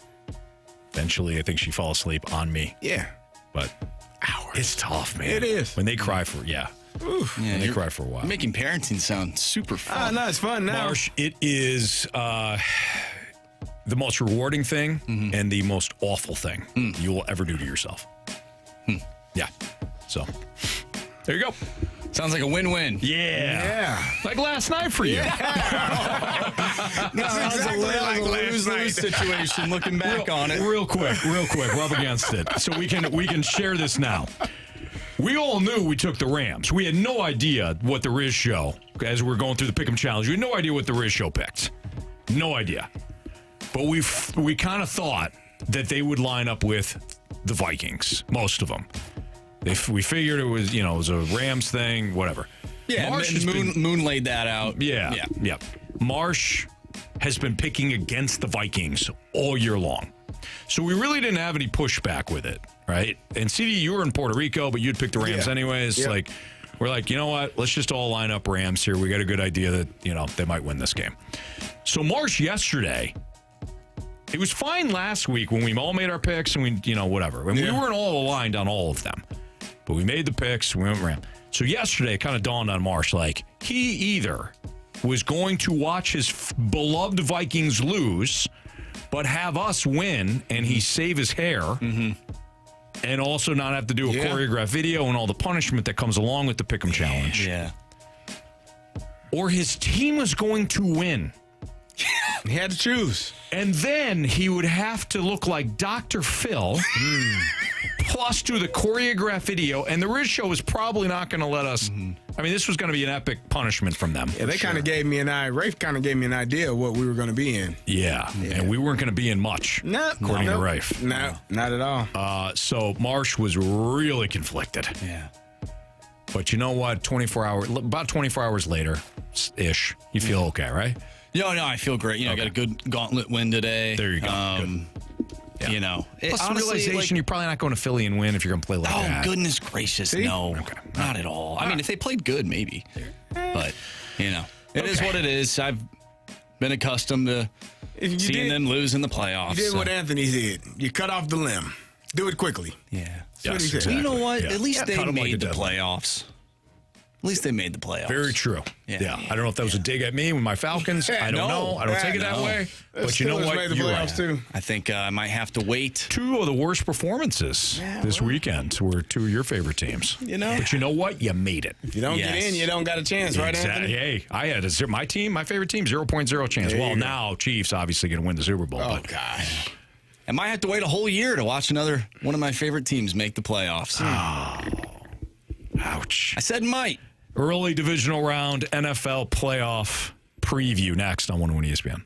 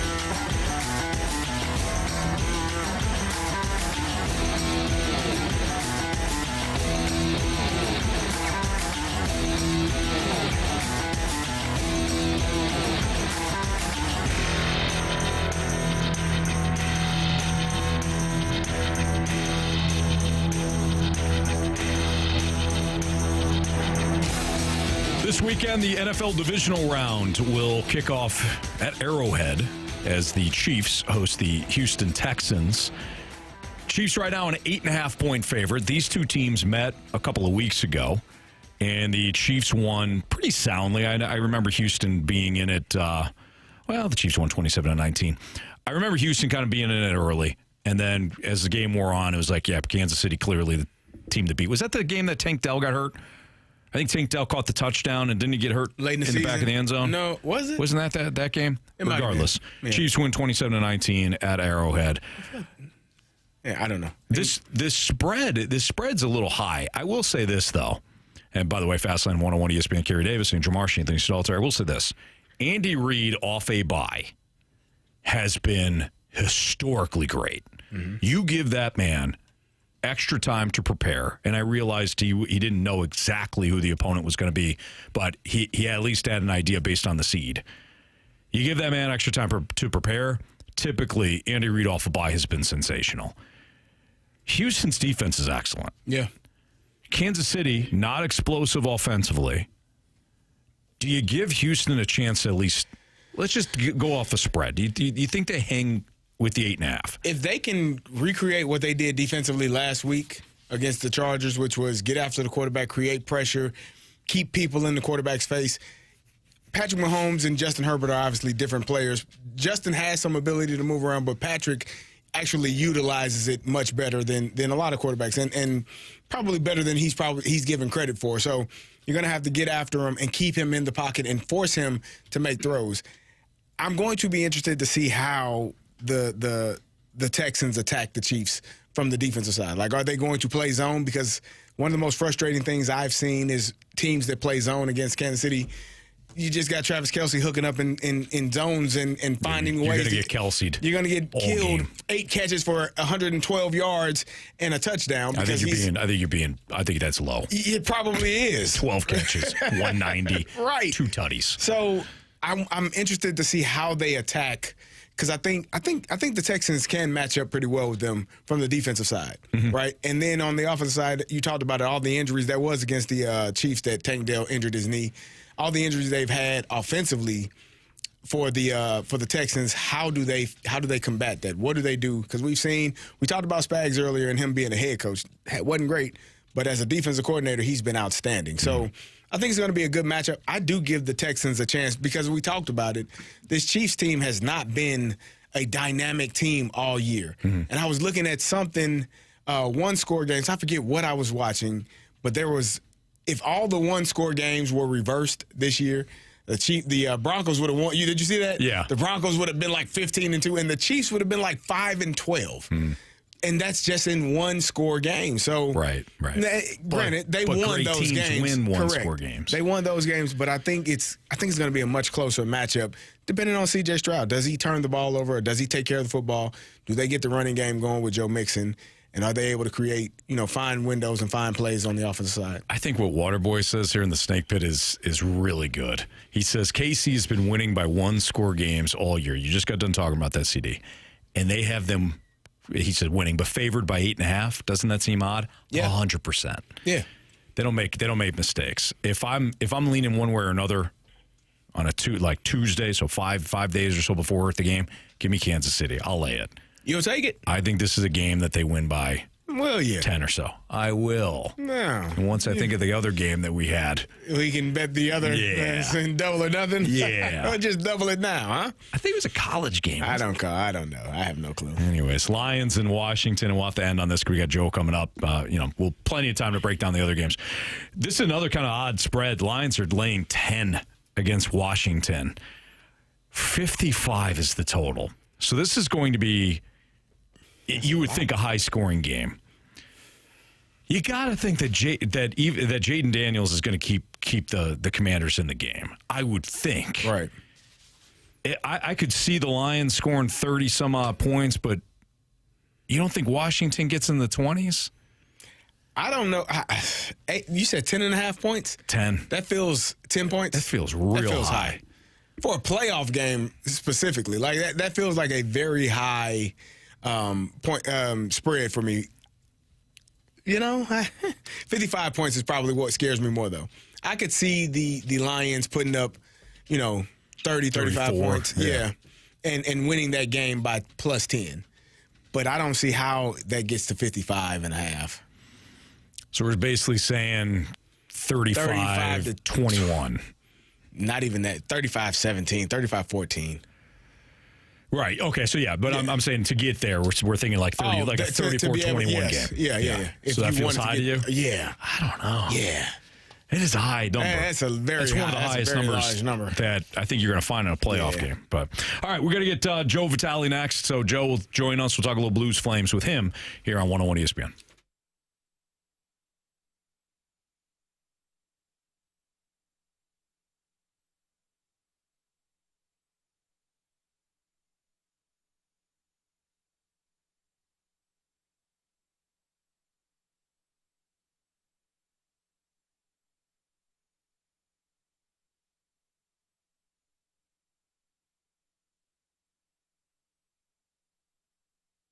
New car, actually I should say new year, new keys, sales event at Auto Centers. You'll get a new car. How about that? Over 700 new and used vehicles all in one location out in Herculaneum. Go see my friends at Auto Centers Nissan. They have heavily discounted the prices on every vehicle in stock. We have a Nissan Pathfinder in our household. I'm also driving a Nissan Rogue from Auto Centers Nissan.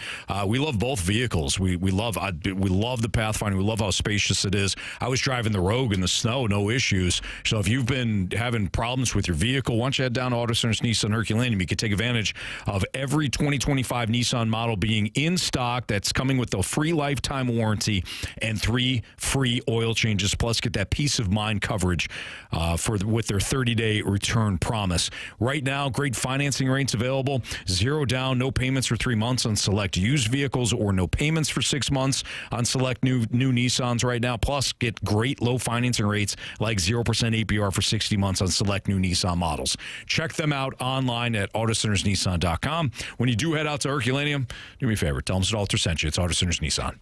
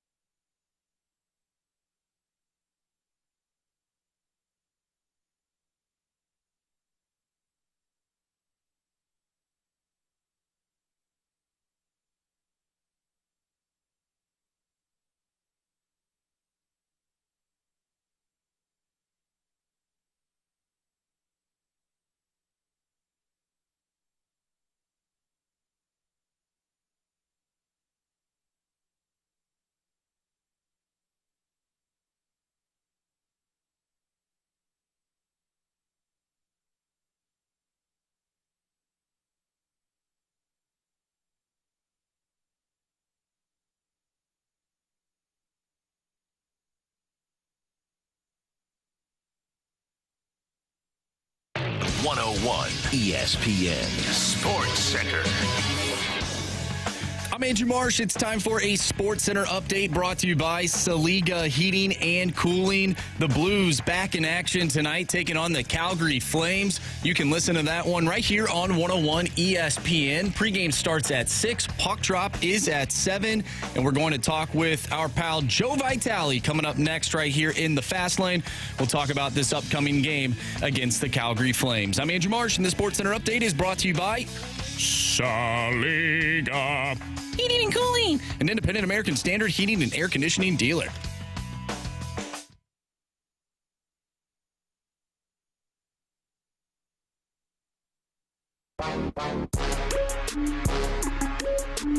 It's a Fast Lane on 101 ESPN. Carey Davis, Anthony Stalter, and we head to the Collier and Thompson phone line. We got our guy Joe Vitale on the line as the Blues get ready to take on the Flames. What's up, Joe? What's up, boys? Doing well. Good, man. Are you ready for tonight's game, I'm sure? What do you think about the lineup changes by Jim Montgomery? No Walker in the lineup tonight. A couple of guys that have been healthy scratches getting some time in now. What do you think overall about the lineup changes? I'm interested to see how it goes, because Nathan Walker, to me, when you think about consistency and what he's brought to this team all year long, I mean, to me, I don't know if there's a player that does it better than him as far as his consistency. So a little shake in the lineup tonight, no doubt about it. This is going to be a big challenge for Matthew Joseph to go in there and to do what Walker does. And the biggest thing being bring energy, be strong defensively, take care of all the zones, but energy, and look for yourself to create momentum in the game. And then for Alexander Texier, we've seen him at his best, scoring goals on the top line. He's got offensive ability to him, no doubt about it. But his speed and energy there as well. There's a big shift, a big chapter hockey coming up now for the Blues as they really need to start making some hay. And guys, I can't think of a better or more important back-to-back at any time point this season like it is right now with a Calgary Flames for the next 6 periods, a team you're ultimately chasing. Joey, we saw that Jake Neighbors has moved up to the top line. Do we make too much of players moving up and down in the lines? Does that really matter, or is it going to be impactful for him to be on that top line with Booch and Thomas? I think for Jake, it's going to give him certainly some confidence. Jim Montgomery talked about him this morning, saying over the last 3 games he's loved one aspect of his game, and it's been his physicality. And, he thinks that Thomas and Buchnevich line can use a little bit of that speed, that physicality, the forecheck, the hounding and holding on to pucks, as he calls it. I think Brandon Saad had a really nice stretch with them. The scoring started to dry up there a little bit. Like Montgomery said this morning, you're in the top 6, you got to be productive. You got to produce on a pretty consistent 99-out basis. And right there for that top line, I just don't know if he's seen enough consistency, and clearly he hasn't because he's looking to shift. And I think that Jake, to me, is a top 6 forward. I think he's been kind of lingering on that third line for the last few weeks. But I always found him as a player that needs to climb back up to that top 6 with his hands, his skill, his shot, but certainly, like Jim Montgomery said, his physicality that he can bring to that top line. Joe, what do you think that Jim Montgomery ultimately, consistency, right? Like we want to see this team play more consistently. But from a hockey standpoint, what do you think that he is looking to generate out of his guys from now until the end of this season? Like what specifically do you think that he's trying to motivate or see out of his players to know that they're on the right track? It's a good question. Obviously, consistency is the big picture, but I think if you were to break it down a little bit further, I think play away from the puck has been something that he has talked so much about, and it is becoming such a hyper-focus in this game now. 20 years ago, 30 years ago, Wayne Gretzky was great away from the puck. Certain goal scorers, Mario Lemieux were, but it wasn't a really known trend, or it wasn't really a known, let's call it, logistical characteristic of the game. Now it's everywhere. Now it's more about what you're doing without the puck than with the puck. Are you skating to the right area where your winger can with unpredictability, push it to this area to relieve pressure? Are you stepping in front of a forechecker while your defender goes back and retrieves puck to give him a little bit more time? Are you going into a battle, shoulder checking, giving fake deception like you're going to go left to pull a defender and then all of a sudden go right to help out your – it's little things away from the puck that is something he has just been harping on. And, he even talked about Zachary Bolduc, who's a scratch tonight. After playing pretty good hockey lately, he said just that. He said the details away from the puck, the consistency of being in a predictable spot to help a teammate, it just hasn't been there enough for this young man, and he's just going to take a little bit of reset and recover and hopefully learn from it. So I think you look at the Bull Duke comments. I think you blow it up to the big picture of this team. That's essentially, I think, Stalt's what the biggest thing he's going to be looking for down the stretch. Sure. Joey, I told these guys I wasn't going to ride the roller coasters, the ups and downs of a season. I was going to stay even keel. I do feel like this team has been better since they moved on from Drew Bannister and brought in Jim Montgomery. What have you seen from them, and what do they need to actually get over that hump to be a playoff contending team? Well, I think they need to put it all together. And what I mean by that is, I think under Drew Bannister, it was very, very good defending hockey. Even the games you're losing 2-1. So I think they really came in and they learned how to defend very well. I think that's a way to win, to defend well. I think you have goaltending. We've proven that enough. You have a 1-2 tandem, maybe one of the best in the league. That's a way you could win. Okay, so now all of a sudden, Carey, you got a couple ways to win, then Montgomery comes in. Why did Montgomery come in? Well, because you're kind of a small-dimensional team where you can win through goaltending and you can win through defending. But our power play wasn't very good, so you're not going to win through special teams. And your 5-on-5 scoring is not very good, and you're not going to win games all the time 1-0, 2-1. So you got to figure out a way to generate more chances. So now Montgomery's come in, and what has he automatically corrected? Almost overnight, the 5-on-5 scoring has just skyrocketed under Montgomery. Okay, so now you can defend well, have good goaltending. Now you can outscore a team 5-on-5. So that's another leg of the octopus, if you will. Now, Carey, it's about the special teams. Now it's about power play. That's been the biggest focus over the last few days. We've seen too many games where the power play can make a difference, and they haven't. Now that, to me, is the next step for Jim Montgomery. So I know it's kind of a long answer, but the best teams in this league have 5, 6, 7 different ways to win. Look at the Florida Panthers. They can beat you anyway. Stanley Cup champion. The year before that, Vegas Golden Knights, they win a cup. They can pound you. They can beat you off the rush. They can grind you down low in the offensive zone. Their special teams are going to crush you. Their goalies are going to steal games, right? That's essentially what you're getting after, but it's a process. It's one at a time, and I think the next layer for Jim Montgomery is certainly going to be special teams and how this power play can start grabbing you some points in these games. Joe Vitale joining us right now in the Fast Lane on 101 ESPN. Joe, as the Blues take on the Flames not only tonight, but they got back-to-back now against them. What do we need to know about this Calgary team? You're driving down to the Enterprise Center now. You're going to go watch the Blues. What do we need to know about Calgary? Well, they're fast. They play a really North hockey game, and they are good. They're solid right now. They're playing very consistent. The Blues are catching them probably at their best stretch of the season outside of the start of their year. They had a little bit of a drop-off, but they have just been on a run. So you're catching a really hot team at a really bad time. So it's going to be a good challenge. A challenge, like Montgomery said this morning, we look at this as a great opportunity and should give us excitement to take on a really, really good team. With the Flames, again, physical, they're going to get in there. They're going to play hard on the forecheck. I think that for the Blues, this is a little bit different than just playing the Flames in January. You got them back-to-back. So for the next 6 periods, you're going to have the Calgary Flames. Staltz, whenever coaches would look at a back-to-back like this, they almost treat it like a playoff series. And in a playoff series, game one of the biggest goals is you got to pound them. You just got to physically pound them. And I think in tonight's game, you're going to see the same thing. We may see the most hits in this first period of any period all season long for the St. Louis Blues because it's all about that investment. You don't just have them for the next 3 periods. You have them for the next 6 periods. You got to put a dent in early. Joe, we'll let you go. We'll let you prepare for tonight's game, and appreciate you joining us. We'll talk to you again next week. Sounds good, boys. Talk to you next week. All right, thanks. That's Joe Vitale here in the Fast Lane on 101 ESPN. Blues versus Flames pregame in less than 20 minutes right here on 101 ESPN. We'll have the puck drop for you about 7 o'clock on the Blues Radio Network. Again, 101 ESPN. We've got Bet the Board. Carey, did you win last night? Oh, yeah. Yep, sure did. Sorry, not sorry. 40 points not 40 points, but 40. Was it 40? Total points, rebounds, assists for Steph Curry. Yep. Just keep going. I needed Matthew Stafford to put the ball in the air more. Yeah, they put the ball in the air a ton early on. Mm-hmm. And then when Sam Darnold and the Vikings started to crap themselves, the Rams didn't have to put the ball in the air. They also lost a possession because Bradford. See? It felt like Sam Bradford Darnold lost the ball. Yeah. So I did not hit mine. So Carey's in the lead now, right? Yeah. I think. All right. Well, I got some work to do. Let's bet the board.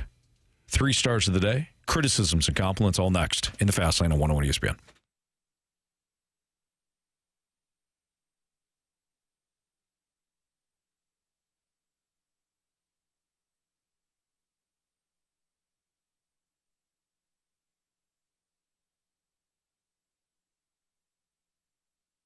I might not build my underdog fantasy team until later on this week, but when it comes to some of the plays that I like early on, how do you not like Travis Kelce to go higher than his reception total? It's at 5.5. It's the playoffs. It's the divisional round. I think Travis Kelce catches at least 6 passes. So I know Kelce will be in one of my picks this week as I build my underdog fantasy picks. But you could do the same thing. If you've got a hunch like I do on Travis Kelce or another player that's playing in the NFL, or heck, NBA, NHL, college basketball, college football, they've got it all. They've even got MMA and esports at underdog. You pick whether or not a player is going to go higher or lower on their certain stats. You build your team, and then you get paid if your hunches come through. Underdog is the best place to cash in on all your takes during the NFL playoffs, but you can combine as well. NBA, if you like a player tonight like Russell Westbrook to go higher or lower on points, you can group that in with a player that's playing this weekend. And I love their underdog rescues program where if a player gets hurt early in a game, they'll give you your entry fee back plus a promo if that early injury causes your entry to lose. It's part of their fair play at underdog. I don't know any site that does this. So head to your mobile app, download the Underdog app. It's the best place to play champions. Sign up with my promo code, which is Anthony. So type in Anthony when you see that promo code pop up, and when you deposit, you get up to $1,000 in bonus cash instantly. That's promo code Anthony. Get that $1,000 in bonus cash instantly with Underdog Fantasy. Must be 18 or older and present in a state where Underdog Fantasy operates. Terms apply. Concerned with your play, call 1-800-GAMBLER or visit www.ncpgambling.com.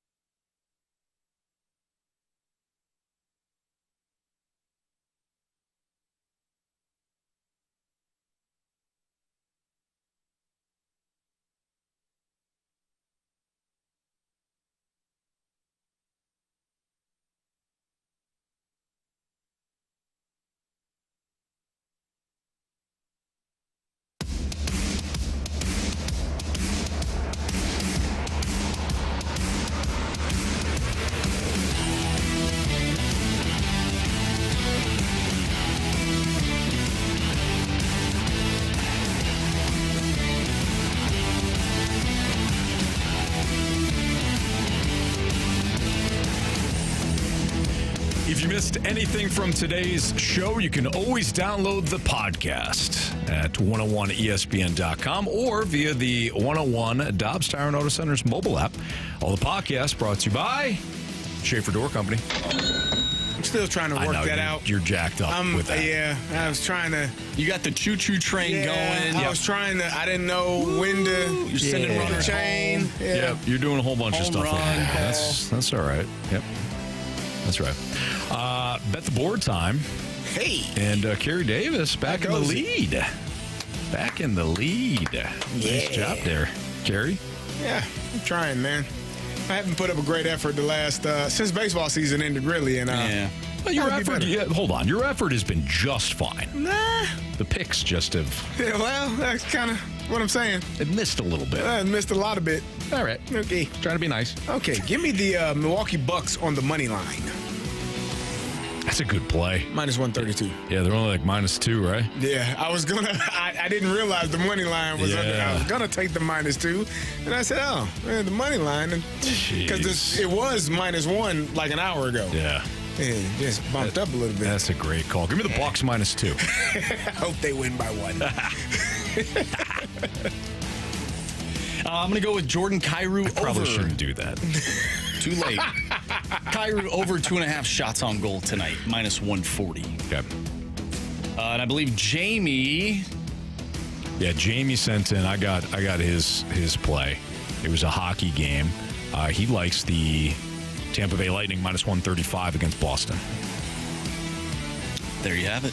I wish I didn't do that now. I don't know what I was thinking. I'm chasing one. And you have the advantage. Nah. It's like the one time. What was the one? It was the Warriors. So I had the money line. You had a -2 and they won by 1? Yeah. I was so bothered. Oh, man. That's a tough one. All right. Marshy, what do we got for criticisms and compliments? Yeah, we have a question from the 636. Marsh, what song did you guys pick? Must have missed it. Well, we gotta. We can't play it. Yeah, I don't know if we're going to unveil this. Yeah, we can't play it. Unfortunately, due to rules and regulations, right? Yeah. You know, you don't want to get banned. Could we say? You can say what it is. Could we say that maybe we can say it, but no, well, don't say anything. Save it. Go to the Champ Bash next week. Yeah. We will say it's not a song. It's not a song. It's not a song, but it is a jam. It is a jam. It is. Yeah, I like the way it's okay. a jam. Yeah, it's a jam. Yeah. It's not a jock jam either. What they were saying that we would pick. Right. Yeah, because that is the extent of our musical knowledge. Oh, what do they know, huh? No, this is not football.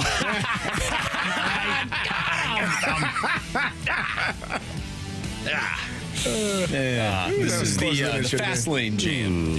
Yeah. Oh, they're going to love Marsh has been working real hard on this, and all day. It has come out fantastic. Yeah. That's all we'll say. Yes. Should be a fun one. Okay, from the 314, everyone have a great night. Go Blues. Let's go Blues. Gator says it isn't a song. LOL. Well, it's not a song. A song. It's Gator also criticized us no college basketball picks. I was going to go, before I stupidly took the Milwaukee, I was going to go the over in the Louisville-Syracuse game, or lay the 12 with Bama, or take Providence +9 against Creighton. What? We like that college basketball. Yeah, it scares me. His Gators are playing Mizzou tonight. Your boys are playing too. Go Gator. Nope. That doesn't apply at all. Playing Mizzou? The Gators are, yeah.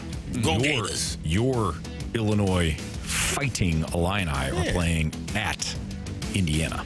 Yeah. Big game. ILL. Fire up Illini. Indeed. The 217. My Chips are playing too, by the way. 217. Sorry, Mark. No, it's okay. I was going to say something super mean, but then I elected not to. So. What were you going to say, Marsh? I was going to say no one cares, but.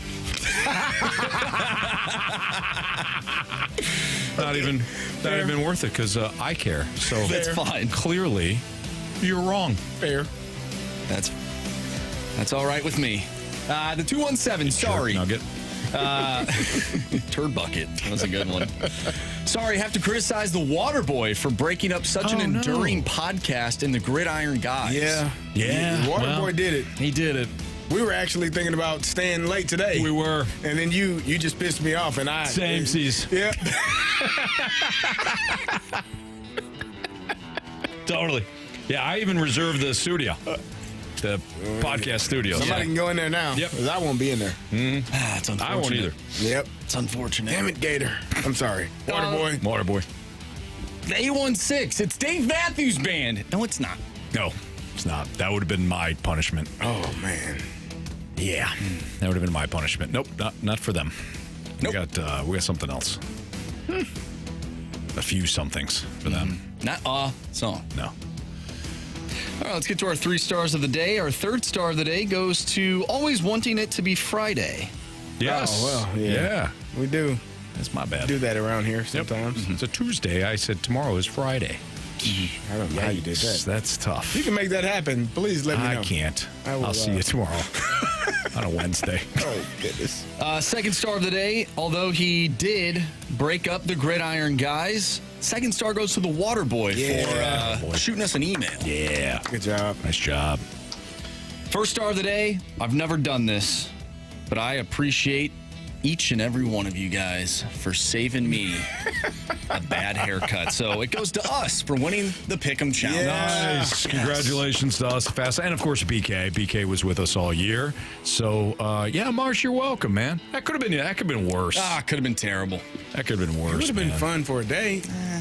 No. Funny. Yeah, fun for you guys. Well, no, think about it. Think about this. Oh, it could have been much worse. We would have had to perform. Oh, Vikings lose and we lose. Yeah, it could have been way worse. We could all lined up on Minnesota. Yeah, good thing we didn't. Nah. Blues Flames pregame coming up right now. For Andrew Marsh, for Jamie Rivers, for Carey Davis, I'm Anthony Stalter. See ya.